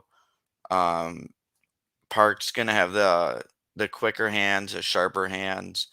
Um, and yeah, I think it's a pretty good stylistic matchup for Park. I don't see Duraev having grappling success against him. And even if he does have grappling success early, I think he doesn't have the same kind of cardio that Park does. So yeah, I think I like Park's fight IQ too. He's really smart. He just I don't know. He always makes the right decisions in there, and he's like I know there's been times where he's been a big favorite and he fought close, like the Anders fight, but he was a minus 250 in that spot. Now we're only paying minus 150, and I think it's an easier fight for him. Anders has huge strength and was able to hold him up against the fence. I don't think Duraev's going to be able to do that. So, yeah, I like Park in this spot. Fair play, my man. I do think Park is one of my favorite fighters at 185. Like, just historically, I've had a good read on the guy, bet on him a bunch. So I bet him plus 120, I think, against Stefan and Chukwi. I thought that was a great spot. In the past, I bet him against Eric Anders, 6 units at minus 200. So you can imagine I was a little bit fucking nervous, my man. I was like, bro, why are we not taking him down over and over? Why are we just banging it out on the feet with a freaking NFL player? I'm kidding, of course, but just like, you know what I'm saying? Like, why would we do that long term? That was my concern from a fight IQ standpoint, but you're right. He's shown different abilities to beat different guys, beat some guys on the feet, took some guys to the mat. But I'm curious to hear what you think about this one, Jewish Bettor, before I give my diatribe. Man, go for it, dude. Honestly, I don't have a really great read on this fight. I know you guys are differing, so I kind of want to sit back, just listen to what you guys have to say. We got 3 guys on here, but all of us are sharp in our own ways. I'll be 100% honest with you. I don't have an edge on this fight. I don't have a read on this one, so I'm not going to sit here and talk over and over again about what we know about these guys. So go ahead, my man, Liam. The floor is all yours. This is your show. Speak on the ride, my man. All right, brother. Well, then I'm going to put it down, right? At this point, it's become clear, right? If Pepe likes the Park side, then I have to like the Duraev side, right? If we're going to disagree. And for me, I've had good reads on both of these guys throughout their UFC run. So, when I'm almost reluctant to bet on this fight in that way, right? Because it's 2 guys you like. Sometimes your bias can get in the way there. 2 guys that have made you money. It can be a little bit of a nuisance. Whereas even last week, Jalen Turner is a guy that's made me a ton of money in the past, but then I've lost a bunch of money on Dan Hooker. So I knew going in I had biases. I just ended up leaving that one alone. But in this case, right, I'm looking at this fight and I say to myself, Albert Duraev is a guy that was priced minus 400 coming into the Contender Series, and I bet Caio Bittencourt 3 units at plus 300. Dude, is that the worst bet of all time? Because it's up there. Like, if you go through the whole Rolodex of every bet in the history of the UFC, 3 units on Caio Bittencourt at plus 300 is right up there with the worst that you'll ever see, right? But I can make the exact case for why I made it from back then, because I remember it distinctly. I was having a great run on Contender Series. I was betting a lot of dogs, and I said to myself, Duraev hasn't fought in years. He'd been knocked out 3 times in the past. I was like, this is a guy I cannot trust in this fight with some inactivity. So he's going to come in here, and he's going against a guy who could really grapple in Caio Bittencourt. I was like, he's going to get smoked. I was like, and if he doesn't get smoked, it's going to be a really competitive fight. Ladies and gentlemen, in 75 seconds, he had not only taken Caio Bittencourt to the ground, he had used several different passes to go from one dominant position to another. Then he stepped over into the leg mount, rode him off the cage, was in the full mount, hit him with 78 of 83 total strikes in that fight. And he literally was controlling the wrist and just landing unobstructed jaw punches over and over and over. And Caio Bittencourt was tough, and he knows how to grapple. So he got out of the position several times. I believe he tore his own ribs trying to get out of one of the positions. You hear him audibly go, oh, when he moves out of one of the positions. Then Duraev beats the ever-loving hell out of him more and then chokes him with no remorse. It was a hellacious beatdown. And I say all this to say, at that time, the stock on Duraev could not have been higher. He is calling out Israel Adesanya in the cage, right? Like, he is literally like, give me anybody. And Duraev has been in Vegas. He's been training with these guys, and he was very confident. He had trained with Buckley. He's like, I've smoked Buckley in the room a million times. and he was overconfident. I do not think he prepared as hard as he could have or should have for that fight. I think he rested on his laurels, and he paid dearly. By the way, bet Buckley there plus 185 and laughed as I cashed it. It was glorious, right? But like, if you look, there's a guy, Napoleon Bonaparte is his name on Twitter. He describes fighters as bipedal refrigerators. The person that most comes to mind when I think bipedal refrigerator is Joaquin Buckley, right? He's got the weirdest build of all time. He's like a little bit more stout, but he's built like round in every direction. Like he looks like he couldn't fit in an elevator, right? That guy is really hard to just out grapple easily. And most of the guys that have ever beaten him have knocked him out on the feet. That's just the truth of his career. He's a little bit susceptible to getting knocked out on the feet. He likes to trade. He's in and out, and he bounces into shots. But if you don't do that, he's not an easy guy to beat. So I felt like that's not really reflective of how this fight's going to go. Jin Young Park, I love him to death because he always goes out there and grapples these guys at 185 that can't grapple a lick. He takes them down. He beats them up. He takes the path of least resistance, and it's beautiful. And I think in this fight, he cannot out-grapple Albert Duraev. Albert Duraev the other day posted a picture. I laughed so hard when I saw it on Instagram. It said, the greatest grappler in the world and Gordon Ryan. And it was a picture of him and Gordon Ryan. Literally, dude, this guy is the most confident guy in the world. No doubt about it. Albert Duraev believes in Albert Duraev. You listen to his interviews this week, calm, cool, and collected. And he said, I'm not used to getting split decisions like I did in my last fight. He said, I'm not used to going to decisions. He said, I'm used to finishing people. And he said, this camp was dedicated to strength and conditioning, making sure my cardio's up there and going out there and getting the finish and showing I deserve a top 15 fight. He's 34 years of age. There's no more fucking around. There's no more resting on your laurels. If he's going to make any progress in his career, and by the way, he was a championship level guy overseas in Russia. So I think he could make that step up, but it's got to be right now. He's 34 at middleweight. There's no more time to waste. So I think this is going to be the best Duraev can put forward. And for me, the thing that's fascinating is he's gone from being a guy who was bankably minus 400, opened a favorite in every other UFC fight. Here, he opened a slight dog. On Bet Online, he opened a pick 'em. And now the line has run out all the way in favor of Park. So for me, I wrote down my numbers before I looked at the odds here, and I had Duraev minus 185, swear to God. So I just was like, when I saw the number, I was like, man, I just can't see that. Because when you look at the two losses for Park to the point of Billy, he says 65% of Park losses in round two. That's not even the point I was going to make. I was going to make the point that when Park loses in the UFC, it's by finish and it's on the ground. And the one thing for me about this fight is I think Duraev is the more likely guy to get takedowns in round one. And I think that Duraev on the ground is a menace in the first round to finish the fight. Kopylov is like a 205-pound kickboxer. And by the way, he's looked aces since then, right? Beat the shit out of Puna, made him look like an amateur. So I was like, maybe Kopylov isn't as bad as people think. And by the way, I bet 8-point-something units, all things considered, on Duraev in that fight, and I wanted to cry. I was like, this is so ugly. This is terrifying. Why is he striking with him? But all the minutes of that fight until he got his eye broken, he was dominating. He was literally styling on the guy. That's why he was like, out there just moving, kicking, grooving. I feel like in this fight, he can be competitive in the striking. And I do think on the ground, he's a menace. So give me Duraev here. I think Duraev round one at plus 750 is live. I think Duraev KO at plus 10 to 1.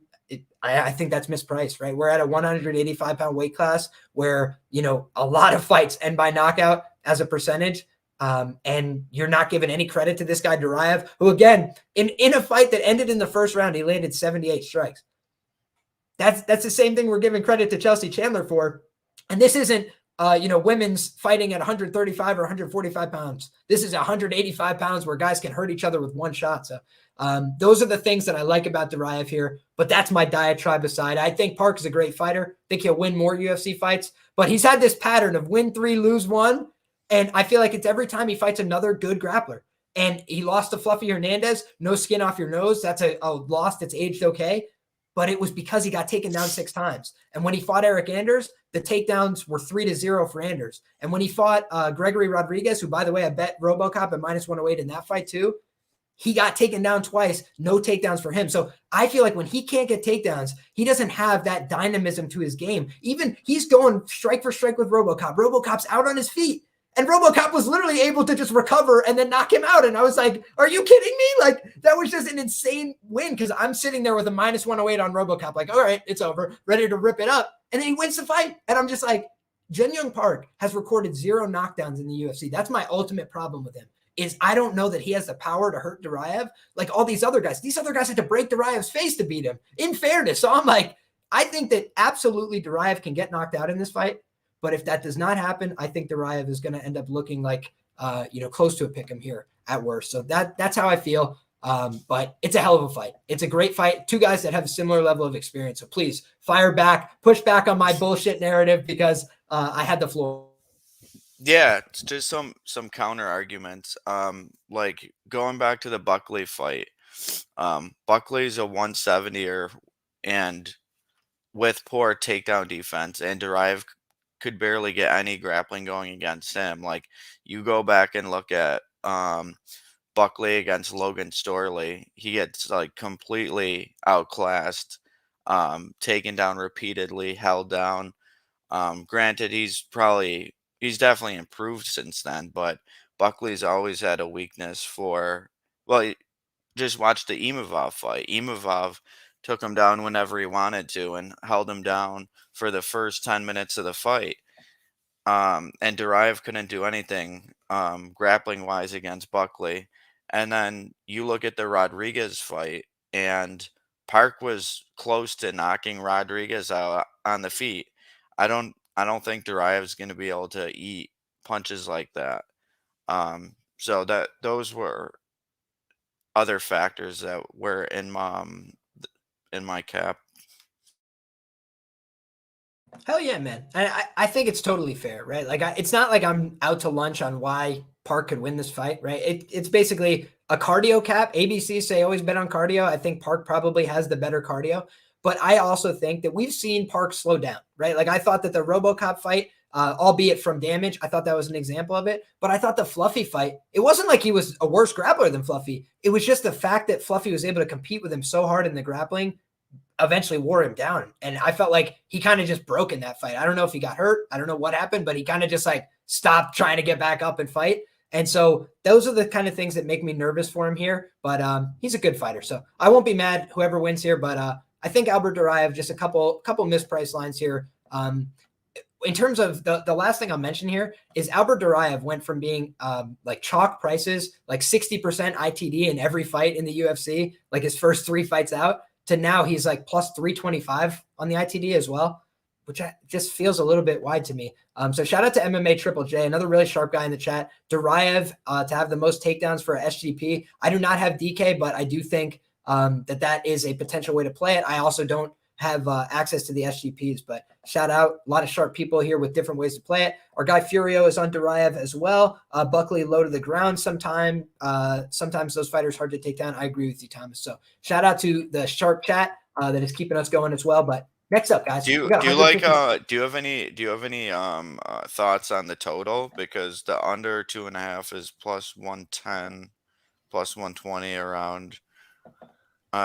Were you thinking it's going to go to a decision or a finish is more likely? I think this fight is not going to decision. I do think it's a fight where I don't have the strongest read on the total. Like I feel better about Duraev as a side than I do about the fight ending inside the distance. But I think that Park has a chance to win the fight inside the distance at a decent clip. And I think that Duraev has a decent chance to win it inside the distance as well. Park, his losses have been ITD. Duraev, his losses have been ITD. You know, that's what stands out to me. And then you look at Chitty, he's a black belt on the ground with like a really long, awkward frame. So although that's not like a great performance for Duraev, I can kind of understand why you're tentative there. Also coming off a knockout loss, you know, I felt like he needed to be tentative against Chitty. Whereas I feel like in this fight, we could just see more aggression from him, which could lead to a finish on either side. So yeah, I definitely lean towards the under here. Fight doesn't go. And the one thing I had mentioned as well was like Duraev round 1 is plus 750. I feel like he does slow down a little bit over the course of the fights, but that round 1 against Kyle Bittencourt, I encourage people to go back and rewatch it because it was only a couple years ago. And guys, he looks like a fucking dynamo. So like, that's to me where did he get off steroids? Like what happened? Like, cause my guy used to be insane. 75 seconds in, he's mounting this guy. And guys, I know jujitsu, right? Like of all things that I feel like I know a decent bit when I'm watching it. I've made a bunch of money on submission props, for example, but I watched Kyle Bittencourt's gi jujitsu matches. The guy's not bad. And he looked like an amateur. So I was just like, what happened to Duraev when he's not taking down Buckley, to your point? It just felt to me like such a weird underperformance. And I feel like as long as he gets back to some form, he can win UFC fights. So let's see.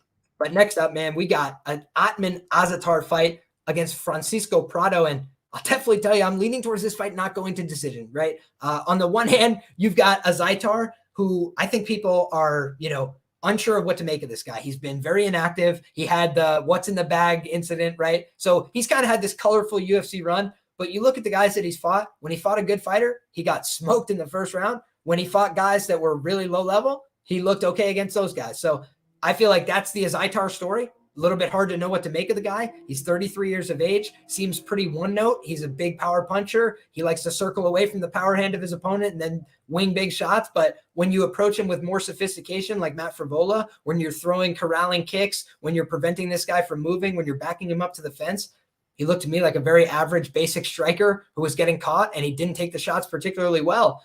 So Matt Frivola beat his ass, honestly. Like, that was not a competitive fight at all. On rewatch, Matt Frivola got hit with one left hook cleanly in that fight. UFC stats says 10 strikes. They're lying. Go back and rewatch it yourself. Maybe 3 shots at most. Like, Matt Frivola put on a clinic, slipped every shot. And Matt Frivola, by the way, like, what's the big knock on him? Is he can get flash knocked out. But he absolutely danced circles around this guy. So for me, that's a huge concern. Then on the other side here, Francisco Prado, he went out there against Jamie Mullarkey, who's not the highest level UFC guy, but he's a vet. He's a guy who's had a bunch of UFC fights. He's had wins and losses. He's been around. He's gone 15 minutes, and he got out-grappled there. Do I expect that Atman Azaitar is going to out-grapple him here? No. I do think sub at plus 1,500, you could do worse for narrative-based sprinkles, right? Azaitar does have 3 wins by sub. He could potentially club and sub this guy. But Prado, for me, is probably just a guy who's more durable. Looks like the Crimson Chin, right? Kind of got that big face, 21 years of age, tough South American type kid. He could definitely get boinked on the chin here, but I just feel like he'll probably take the shots and recover better given his age. So for me, I'm probably leaning towards the Prado side here at a pick 'em price. I'm not super bullish on this fight. For me, I'd more so lean towards the fight not going and the under, because I don't believe in Azaitar's cardio. He had free shots against Ailin, just free shot after free shot. Granted, it was hot in that arena. I will give him that benefit of the doubt, but he's also like calling on the crowd and taking recovery breaths because my man was having cardiac arrest like 3 minutes into that fight. So Ailin was just a free target. He was coming in reaching for double collar ties like this. Like, that's just a guy asking to be knocked out. He's never fought since, right? I feel like he got easy fights. Then he made a mistake with that bag incident. And then the UFC has been putting him in Apex shows that nobody cares about to get knocked out, or against Frivola in New York City. I feel like they're a little bit out on this experiment. So for me, I kind of like Prado here, but no strong conviction. Pepe, we'll kick it to you, my man. How do you feel, brother? So yeah, it seems like everyone I talk to is on the Atman side, and like their main argument is like a market overcorrection because he was a favorite over Frivola, and now he's a dog to Prado. But I like the Prado side, but I didn't play his money line. Let me see how I played it. I played the under 1.5, Prado KO, and Prado round 1.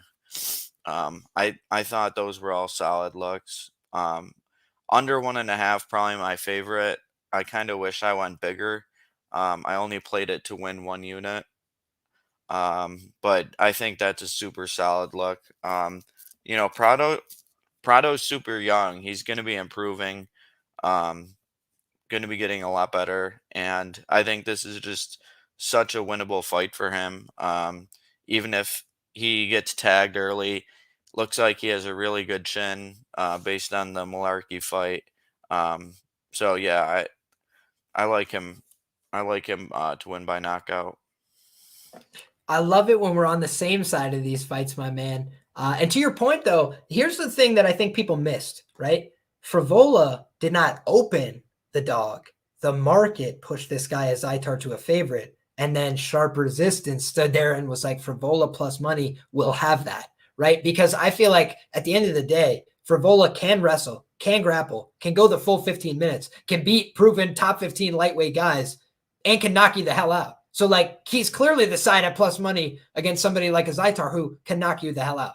That's like his selling points, right? So like fading round one knockout guys, historically pretty plus EV method of betting, but also it can make you look like a fool, right? So if you're not prepared to look like a fool, pick something else to do as far as I'm concerned, because betting on underdogs, you're going to look like a fool sometimes, but when you win, oh, it's so glorious because they look like the bigger fool having laid the chalk out where you just have to put down your amount that you're willing to lose. That's how I like to approach this betting situation. So big blessings, my man. I like where your head's at. And I think we may even see plus money on Prado, which is why I've been kind of just holding my hands on this fight and waiting to see where this number settles out at, because I think there is going to be some bullishness on Azat. He's the much more well-known name coming in here. Prado is just a guy, right? He's 21 years of age, hasn't built up that name, that persona that people can recognize. But could I mention that our guy Ribovics last week is Argentinian, and our girl Ailin Perez is Argentinian. They're in fights they could win, and now we got this other Argentinian guy in a featured bout on the top of the main card. I don't know. I'm just starting to notice some patterns here. And with that being said, we'll kick it to my guy, Jewish Bettor. Do you notice any patterns here, brother? Yo, man, you're hilarious, dude. I think both these guys are absolutely basura. Prado's pre-UFC tape was just to be lacked. Honestly, I think everybody and their mother was on the under 2.5 in that fight versus Malarkey. Winds up going the other way. I had Frivola as the dog versus Azat. That was one of the craziest lines I ever seen. I was so glad I was able to get that one in because just Azat was unproven. His only knockouts came against guys that we know who have no chin, like Kama Worthy, who just gets put out by a gust of wind. So he's got about a minute of cardio, I feel like, until Prado starts to take over. Regardless of how good I think Prado is, I don't think he's the best. I actually think Azat, if he wanted to, would be able to take this guy down and maybe even hold him there because Prado's ground game is where, he's shown the weakness in the past. But I do think this fight doesn't go the distance like we've been saying. I think the reason the last fight didn't go the distance may have to do with a lot of money coming in. I don't know. I'm just playing around, but I think a lot of it had to do with the Prado really didn't want to. I think he knew he was there to lose, and he was just comfortable not getting finished. Malarkey knew Prado was dangerous as hell too. He said Azat's the truth. No, he's kidding. He's kidding. He wants other people to think Azat is the truth for future fades. No, I know, brother. I read the comments. All good. I just think this is a fight to stay away from. But the more I think about it, man, if he's able to avoid that early knockout, he's durable. I don't think this dude's going to be able to bring a wrestling game plan. Does he have any submissions on his record as Aitar? He does, but from a while ago. He's been fighting for a long time, but he hasn't submitted anybody of note. That's what I would say. Prado's still young, though, so he could just be making the improvements. I think he's more durable. And you're only getting a minus 120 on him, so that's not the worst line. I actually kind of like Prado in the spot. It reminds me of a fight upcoming soon that I'll talk about next week. But I actually kind of like this minus 120 line on Prado. I'm gonna do more film on this one and take a look at it. But just from market perception, I do like Pepe said earlier in this one. A lot of people I feel like are on Azat, and I don't really get it. Kind of reminds me of that last Frivola fight. Obviously, Frivola a lot better than Prado, but I think this guy could get the job done here. My money's probably going to be on Prado by the end of the week. Fair enough, my man. With Prado, he's got all the anthropomorphic advantages. He's the larger fighter. He's the much younger fighter. The thing that scares me is Latin American regional scene. Sometimes the grappling's not up to snuff, just to be frank, right? And I think that in this case, Prado showed in his last fight it was okay, but Malarkey's really not an aggressive submission hunter, which is like the thing that has defined his career downwards. He doesn't have any way to put people away. Unless he hurts somebody on the feet because they have a bad chin like Worthy or, Devontae Smith or somebody like that, it's just going to be always an uphill battle, in my opinion, for guys like Malarkey. So that's something to watch out for. But in this fight, I feel like somebody's going to sleep, and Prado, based on historical data, is the guy you should probably be looking at the number. Next up, Jack Della Maddelena is taking this co-main event slot against Basil Hafez. He wanted to get back on the card. He wanted to have some kind of action, some kind of opportunity, and he's getting his wish. But, all things considered, probably a little bit tougher than the guy you'd want to meet on short notice. With Basel Hafez, he's a guy that's gone out there and avenged earlier career losses. Like to see that. That shows improvement over time. It also shows a guy that, wants to get towards his goals. Running away from a problem is one thing. Running back into it head on, whole different thing. So I think that speaks well to his character. He's got a big assignment here, right? Coming in on short notice, maybe doesn't have the cardio to push for the heavy 15-minute pace. He does train at elevation, which I think could only be to his benefit here. Does seem like a guy who takes his career really seriously, but he's probably going to get battered in the boxing ranges of this fight. I would have to assume. Jack Della, very good hand speed, very good combination punching, goes to the body as well, has really hurt a lot of guys in the early going of his fights. And he's been getting more comfortable inside the octagon. The things that I think are to his benefit, I've heard guys like Craig Jones say that, he's very powerful in the grappling. He's very talented in the grappling. So positive notes from really good grapplers about Jack Della's abilities. However, he also has the eye test, right? It's also what we see in the octagon. I did not tout Ramazan Emeev, but I did think, wow, interesting note. Ramazan Emeev almost got to that same kind of front head position where we saw another guy threaten him from, which was Ange Lusa from the head and arm. It's like two variations of the same position. One's from the front, one's from the side. And I feel like Jack Della is still a little bit liable in those positions. Maybe he's tough and he's, clever enough to get out of some of them. But if you get caught by a guy who's got really big arms and he's strong as shit and he grabs a hold of you, he could pop your head like a pimple, So that's the thing about Hafez that I think is a little interesting here. I'm curious if they've released any props. I don't think so on this fight. Yeah, they have not, to my knowledge. So if I saw a Hafez subline at a really ridiculous price, that might be the only way I get involved here. I do think he has some outside chance of knocking out Jack. I don't think Jack's invincible, right? Just because he's a good boxer. The one thing I think is inherently more volatile about guys like Jack Della than guys like, Shavkat and these other fighters is people that can implement a grappling heavy game plan. Those guys tend to be really reliable at chalk, whereas guys that are just striking, think about Guram Kutateladze, right? He looked like the better guy, but he's striking the whole time. So then at some point, the fight gets volatile. He makes a mistake. It could cost him the whole fight. Guys that can grapple can really give themselves more coverage. They can make it a much more safe fight and a less volatile fight. So for me, that's the kind of thing where I don't like laying big 600 minus 6XX for a guy who his best win in the UFC is who? Ramazan Emeev, Randy Brown, Andy Roberts, Randy Brown. I mean, these are all guys that have clear flaws to their game. So they are good. They're not bad fighters at all. He's beaten the better guys, no doubt about it.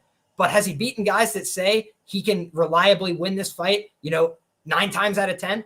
That I'm not so sure about. So I think 8 times out of 10, okay, no problem. He's the better guy. He's more proven. He's gone out there and finished guys like this on short notice before. But 9 times out of 10, big ask for me. Jewish Bettor, we'll kick it to you first, my brother. What do you got? Yeah, I know it is a big ask at that price tag, right? 100%, but I don't think I can get the dog shot. He's cutting weight 2 times. That's a good point. JDM so fadeable. Interesting. I get the you want to take the shot on the large dog. I think JDM's grappling is a little bit better than people are giving him credit for. He was able to get out of these submission attempts, and his scramble ability versus Andre Lusa was good. He's able to get back to his feet, and then he's just going to start to put the hands on you. He's going to start to put the pressure, just like JDM does every single time. I think they're going to get him a win here, get him on that Sydney card as well, upcoming, and that's what we're going to see here. I don't know how it happens. I'm predicting a round 2 knockout for Jack Della Maddelena in this fight, and we could see some early grappling success for Basil Hafez, and he's definitely live for that sub in round 1. So I think really, actually, another one of my favorite bets on the card. You're gonna have to wait though. I think Basil, possibly, if he doesn't get put out, could have success early in round 1. And then if I'm getting Jack Della Maddelena at a line like minus 185, minus 175. I'm going to take a shot at that because I think he's going to win the next 2 rounds quite handedly. He's the better fighter overall, and I think he gets the job done here versus Basil Hafez, who's, obviously, yeah, he has to cut the weight twice, but I don't think he's that big of a 170er as, to start.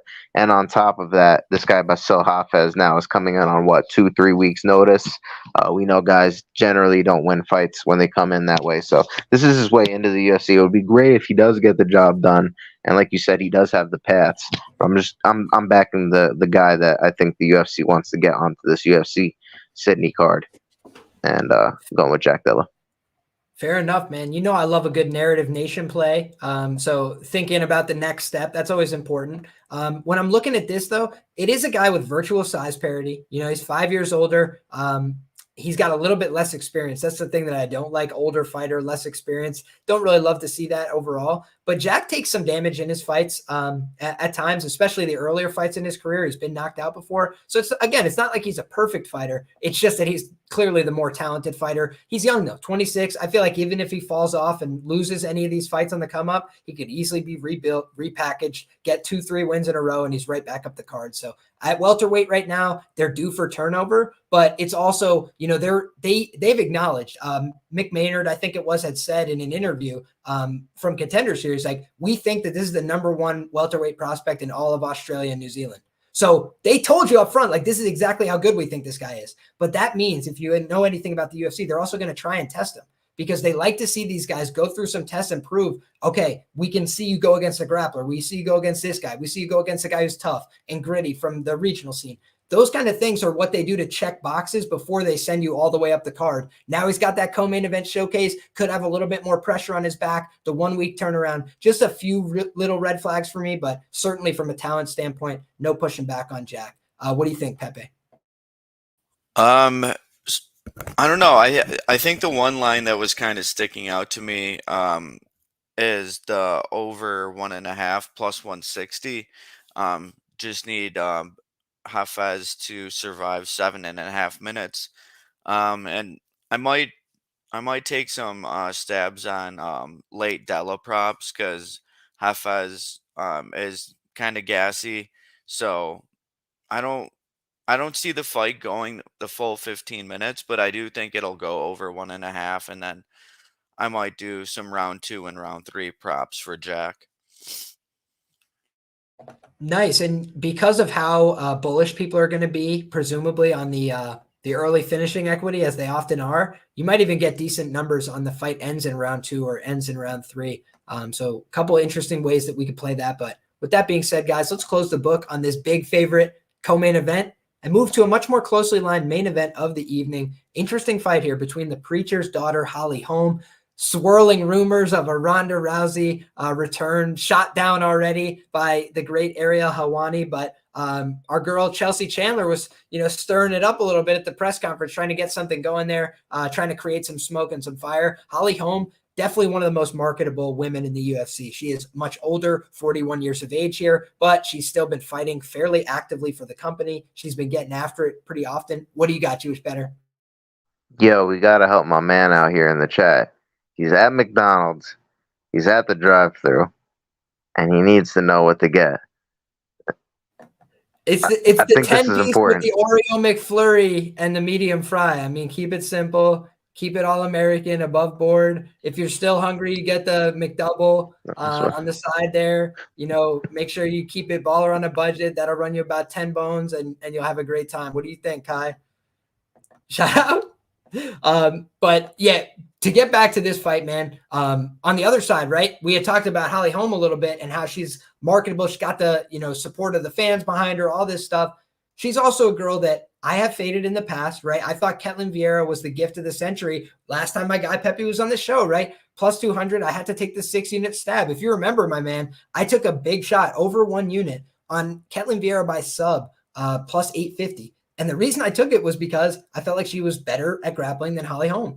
And if you look at this fight, MBS is all the way down at freaking plus 390 to win by sub. So the bookmaker showing her a lot more respect. And in that fight, Ketlen Vieira almost popped Holly Holm's head off like a pimple, bro. She literally wrapped up that choke, and Holly Holm turned 50 shades of purple, right? And it looked like her head was about to fall off. So I don't know how Ketlen Vieira didn't finish that choke. I felt like she had too much respect for Holly Holm, as she did too much respect for Miesha Tate, but she beat her up. I felt like when they were at distance, she landed the heavier, more impactful strikes. And that's what makes me nervous here, because Holly Holm definitely can land more volume. Like all the things that people are talking about with the decision optics and all that stuff, the cage control, pushing her into the fence, I think all that is viable. But I also think that I could see Holly Holm getting hurt in this fight. I could see Holly Holm getting submitted in this fight. So for me, it feels like this fight, if it ends inside the distance, I would probably favor MBS. but I do think Holly Holm has some finishing equity on the mat later on in the fight. If the submissions are gone, if MBS starts to tire out for whatever reason, if she's missing on some of her shots, I feel like that's something interesting. But it's not like she's slowed down in the later portions of her fights. Marina Moroz, I had noted there, she unanimously won the third round on all the judges' scorecards, on my scorecard as well. So that was a little bit scary. But what else did I see in my notes for that fight? In my notes for that fight, it said, MBS is very hittable against boxers. That is what I wrote down all those years ago. They put her against Manon Farrow. She did a better job mitigating there, but she got hit with a lot of kicks. And that's Holly Holm's like backup striking game. So it feels like a weird fight to me. You know, the plus 160 on MBS, I'd be lying if I said I wasn't like keeping a close eye on it. I mean, it just feels to me like I would be tempted if this hits plus 200 or something, like if it continues to run one way, then I would probably have to just buy back reluctantly. But I just don't have a strong enough feel here. I think the KO for MBS at plus 1,500 is a little bit wide. And I think the late round props for Holly Holm's a little bit wide as well. Those are my overall thoughts on this fight, but I actually think it's a compelling enough main event. It's kind of going to let us know where Holly Holm's at. MBS a little bit small, but she can grapple. She can strike a little bit too. She could throw calf kicks. She could throw a decent amount of combinations on the feet. She has some power. She's just a little bit slow. So I feel like this is a fight where both women will have chances. You know, I don't think it's going to be one-way traffic, but I think Holly Holm is more proven to go all into these longer fights. So it's a crapshoot for me. But 41-year-olds at minus 175, guys, you'll very, very rarely see those on my bet MMA tips, right? It's got to be a goddamn good reason, to quote my guy Clint, with some extra expletives. So with that being said, Peppy, what do you got here, brother? We had you back for another Holly Holm main event. Tell us what's going to happen, my brother. All I got to say is stop Brazil hate. Of course, I'm backing Bueno Silva in this spot. She's one of my favorite fighters. I can't wait to just be screaming at the screen for her to just do something as she's making faces at Holly Holm. But yeah, I had to take the shot on Bueno Silva. I think it's a good showcase fight for her to make another contender in the division. They certainly need more upper tier contenders, and this would certainly put her in that category. And I think her grappling is really slick. Her takedowns aren't great, so she'll have to find like creative ways to get her down.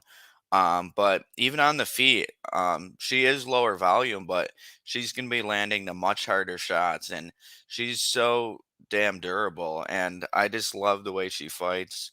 I've been betting her knockout props for like her past like 7 fights, and I keep losing on them, but I keep betting them because she's gone so close so many times. One of these fights she's gonna get the knockout. But yeah, I like her on the money line. I absolutely love it, dude. Sometimes you have to schedule a donation, right? You pick early on in a fighter's career, I'm going to donate every time they fight, and eventually it pays off for you, right? For me, it was Derek Brunson. I kept donating on his sub props until he submitted Darren Till at plus 2,900, and then you're a genius, right? It's like you got to be willing to go down with the ship a few times to hit those big plus money numbers, in my view. So nothing wrong with that, man. I think, again, 15-1, I agree with you here. It's completely wide. So I think that when I look at this fight, both girls have a chance to finish late, but I think MBS has all the finishing equity early. It's a 25-minute fight. That's a long time to be out there at 41 years of age. Robbie Lawler, ask him, right? He was like, no, we're doing less than a minute. Screw this. So unless it's a fight that ends early for Holly Holm, which is something that never happens really, then it's probably going to be a fight where, MBS looks like she has a chance. So yeah, I'd have to agree. She's the side from a money line standpoint, but do have some narrative nation thoughts on Holly Holm as well. So I'll kick it to my guy, Jewish Bettor. See what you think, brother. Man, I like these Brazilian fighters, man. I like backing them. Like I said before, they're just tough. They're going to fight for your money every single time. And like you said, Holly Holm on the other end is 41 years old, and now you're getting a minus 170 on a girl that everybody knows. She's probably the most popular fighter on this card. People are going to want to back her. The public's going to want to back her. They're going to put her in parlays with their money. I promise you that. She's Holly Holm still at the end of the day. If anybody, like I said, she's the biggest name on this card, and that's why she's in the main event versus another lower name fighter like Mayra Bueno Silva.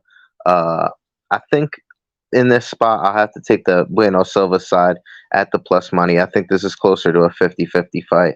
And we don't know. Eventually, we might see. We haven't really seen any evidence yet, but it's very possible. Holm, like I said, it gets exponential at those older ages, so it could be any fight.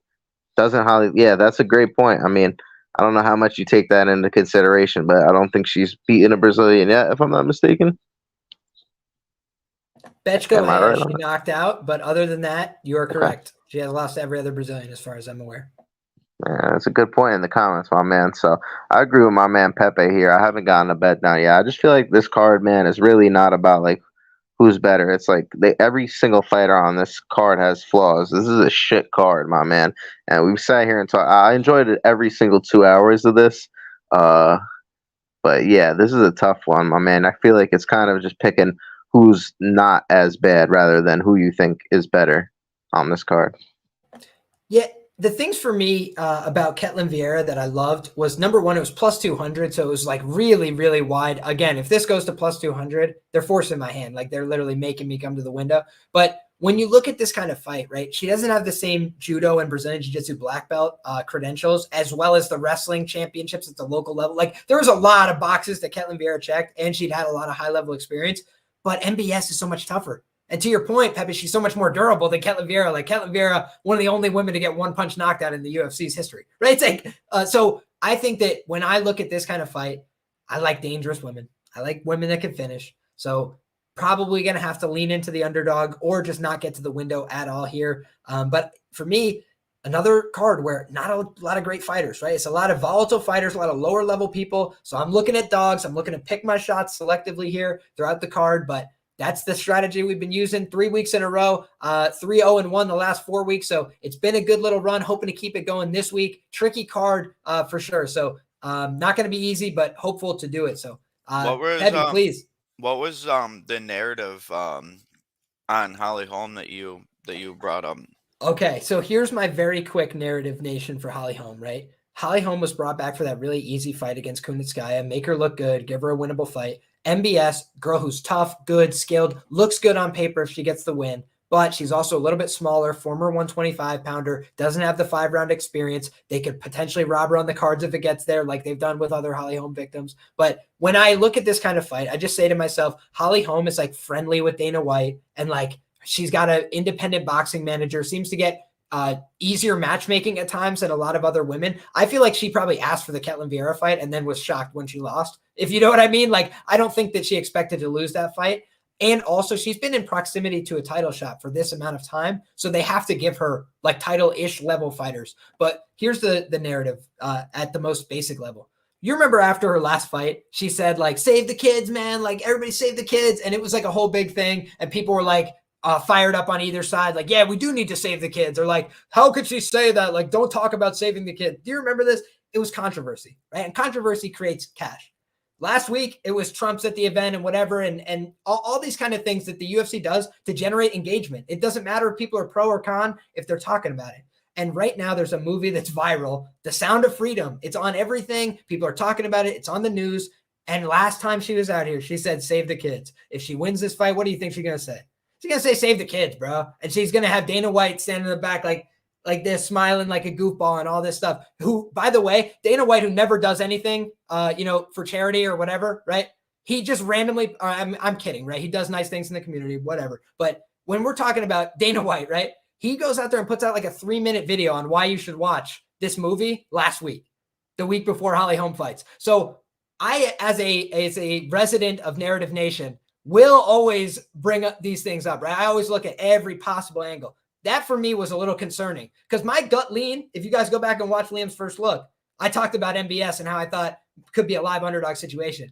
Then I saw that narrative and I was like, fuck, I could be wrong here. Now I'm stuck in a position where the line continues to move towards Holm. I don't really buy it. I get why she's marketable. I get if Ronda Rousey is coming back, why that fight is like literally big business compared to peanuts for this other fight. But I also see your point, Pepe. Pantoja has 50,000 Instagram followers. Moreno's got 2 million. Sometimes it's about building somebody up by having them beat somebody who's a star. And in this case, Holly Holm's a star and she's 41. So does she have 5 more left, right?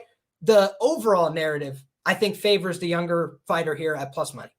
But that is my only counter narrative. That's why I wanted to lay it out for you. And I'm glad you brought that up, because I didn't want to close the show out before I gave my completely wingnut, lunatic theory. This is, guys, this is when you look at this shit every week, you look at everything. You look at every single angle, the narratives, the market, every piece of the pie.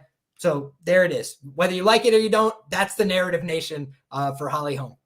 Yeah, it's kind of a tough stylistic matchup for Bueno Silva, but she just has to be the side for me because of the finishing upside and the damage upside, and just being so much younger. And she's at ATT now. She looks like she's in much better shape. Totally agree, man. And to your point, the submission line is all the way down at like plus 390. The KO prop's only plus 1500. This is a women's fight. Those kind of things suggest to me that there's some strength for her ITD narrative. So for me, I'm not all the way in on my own Holly Holm narrative, just sharing it with the people. But yeah, if you see me get to a money line in this fight, guys, I can assure you it will be the underdog. But don't be surprised if you see props in either direction here. I think props might be the way that I target this fight at the end of the day, because there's going to be a lot of books coming to market here. This is going to have the most attention on the money line, but I do think there could be some value to be had. So with that being said, guys, drop a like on the like button, like our guy Alex says. Appreciate everybody rocking with us. Appreciate our 2 great guests. These are 2 guys that have very good third-party track records, guys. It's easy to come on and just say things, but it's another thing to put your money where your mouth is, and also to go to the well each week. I've seen these guys' tickets. They really bet on MMA. They really take it serious, and they have great opinions. They made for great conversation. So huge thank you to these guys. Their information is in the description below. I hope that you guys will show love and support. Make sure you follow them on social media. And if you guys don't mind, let the people know where they could find more from you, starting with our guy Pepe. Thank you for coming back on, brother. And next time, we'll make sure it is not a Holly Holm main event by hook or by crook. Hell yeah, man. Thanks for having me on again, Liam. Hopefully there's another Brazilian beating Holly this weekend. But yeah, I think I just follow me on Twitter. You put my Twitter in the description, right? That's all I'm doing. Yeah. I love chatting fights with people. DM me whenever. Absolutely love it. And guys, truly humble guy, very sharp. I would follow him on Bet MMA as well. Just a beacon of knowledge. One of the best openers bettors in the space as well, if you look consistently at his closing line value. So shout out there. Jewish bettor, please let the people know where they can find you. Don't hate on the man. Like, I saw some hate in the comments. You can't give out this play. No, that's not true. My man got in on the line. It's third-party track. And, that's part of the game, because the line necessarily wasn't going to move his way every single time. So that's part of the game. You gotta beat the line movement. So shout out to my man Pepe. Thank you for coming on. I appreciate talking to you, getting some insight as well. I love the Duraev back and forth argument, because I thought you guys both made very good points for each side here. And this is a tough card, my man. So any of these predictions, I think this is very volatile. We could see an array of outcomes on this card. I think this could be even an interesting card for like DFS big tournament lineups, and I may take a look at that this week. Just take some type of long shot, because this is my favorite card for betting. But I'm looking forward to the next card, UFC London. That's a good card. I would love to get back on here for that one. A lot of bets that I'm looking at for that one. But there's still some value here, and I think we talked about for 2 hours on this one, and got some good opinions. So very interesting. And I'm excited for this card still. Nonetheless, if there's UFC on a Saturday, I don't care who's fighting. I'm going to watch it regardless. So, and I'm betting. Absolutely. And this channel is going to be here each and every week. If it's a UFC card, we're going to be breaking it down head to toe, trying to break down every matchup on the card, put you guys in a position to succeed. So my guests have been here for quite some time. I appreciate their time. I'm going to cut them loose, and then we will close up here. So thank you guys very much for being on. Make sure you show love and support to the guests, and we're going to cut them loose so they could get on out of here. Thank you, gentlemen.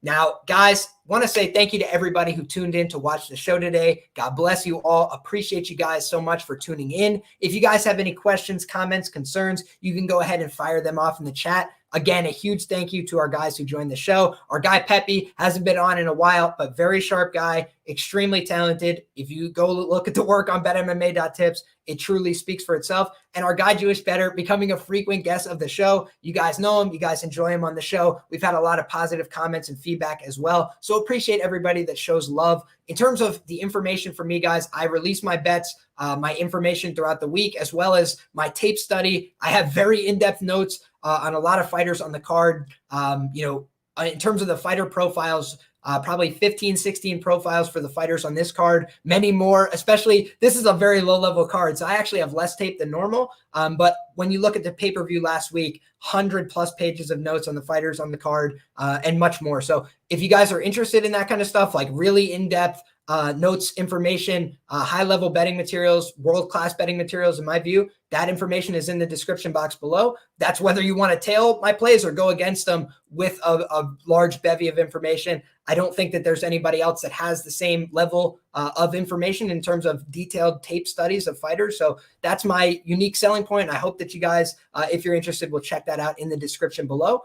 Otherwise, guys, I'm just going to ask if you could subscribe to the channel, if you could drop a like on the video. I really appreciate when you do. Put a lot of time, effort, and energy in to researching the fights and also to putting together this content, to bringing on great guests that you guys know and love. So appreciate you guys for the support. Thank you to everybody who drops comments on the show. Try and respond to those each week as well. So if you guys have questions, comments, concerns that we didn't get to on the show, make sure you drop those in the description box below. The comment section below. The last thing that I will leave you guys with is in the description box below, the Spotify link, guys. If you guys are looking for audio content, every show that I put out on YouTube like this, you can find as an audio file as well. LiamPicksFights presents on Apple Podcasts, Spotify, wherever you get your podcasts. And if it's not on a platform that you listen to, let me know so I can get that fixed up for you by next time. But thank you guys all so much for being here. It's truly my honor to talk to you guys about these fights every week, to bring you guys these conversations. And I hope you come back and join us next week because we're going to have all the same fun again. God bless and take care. Good luck.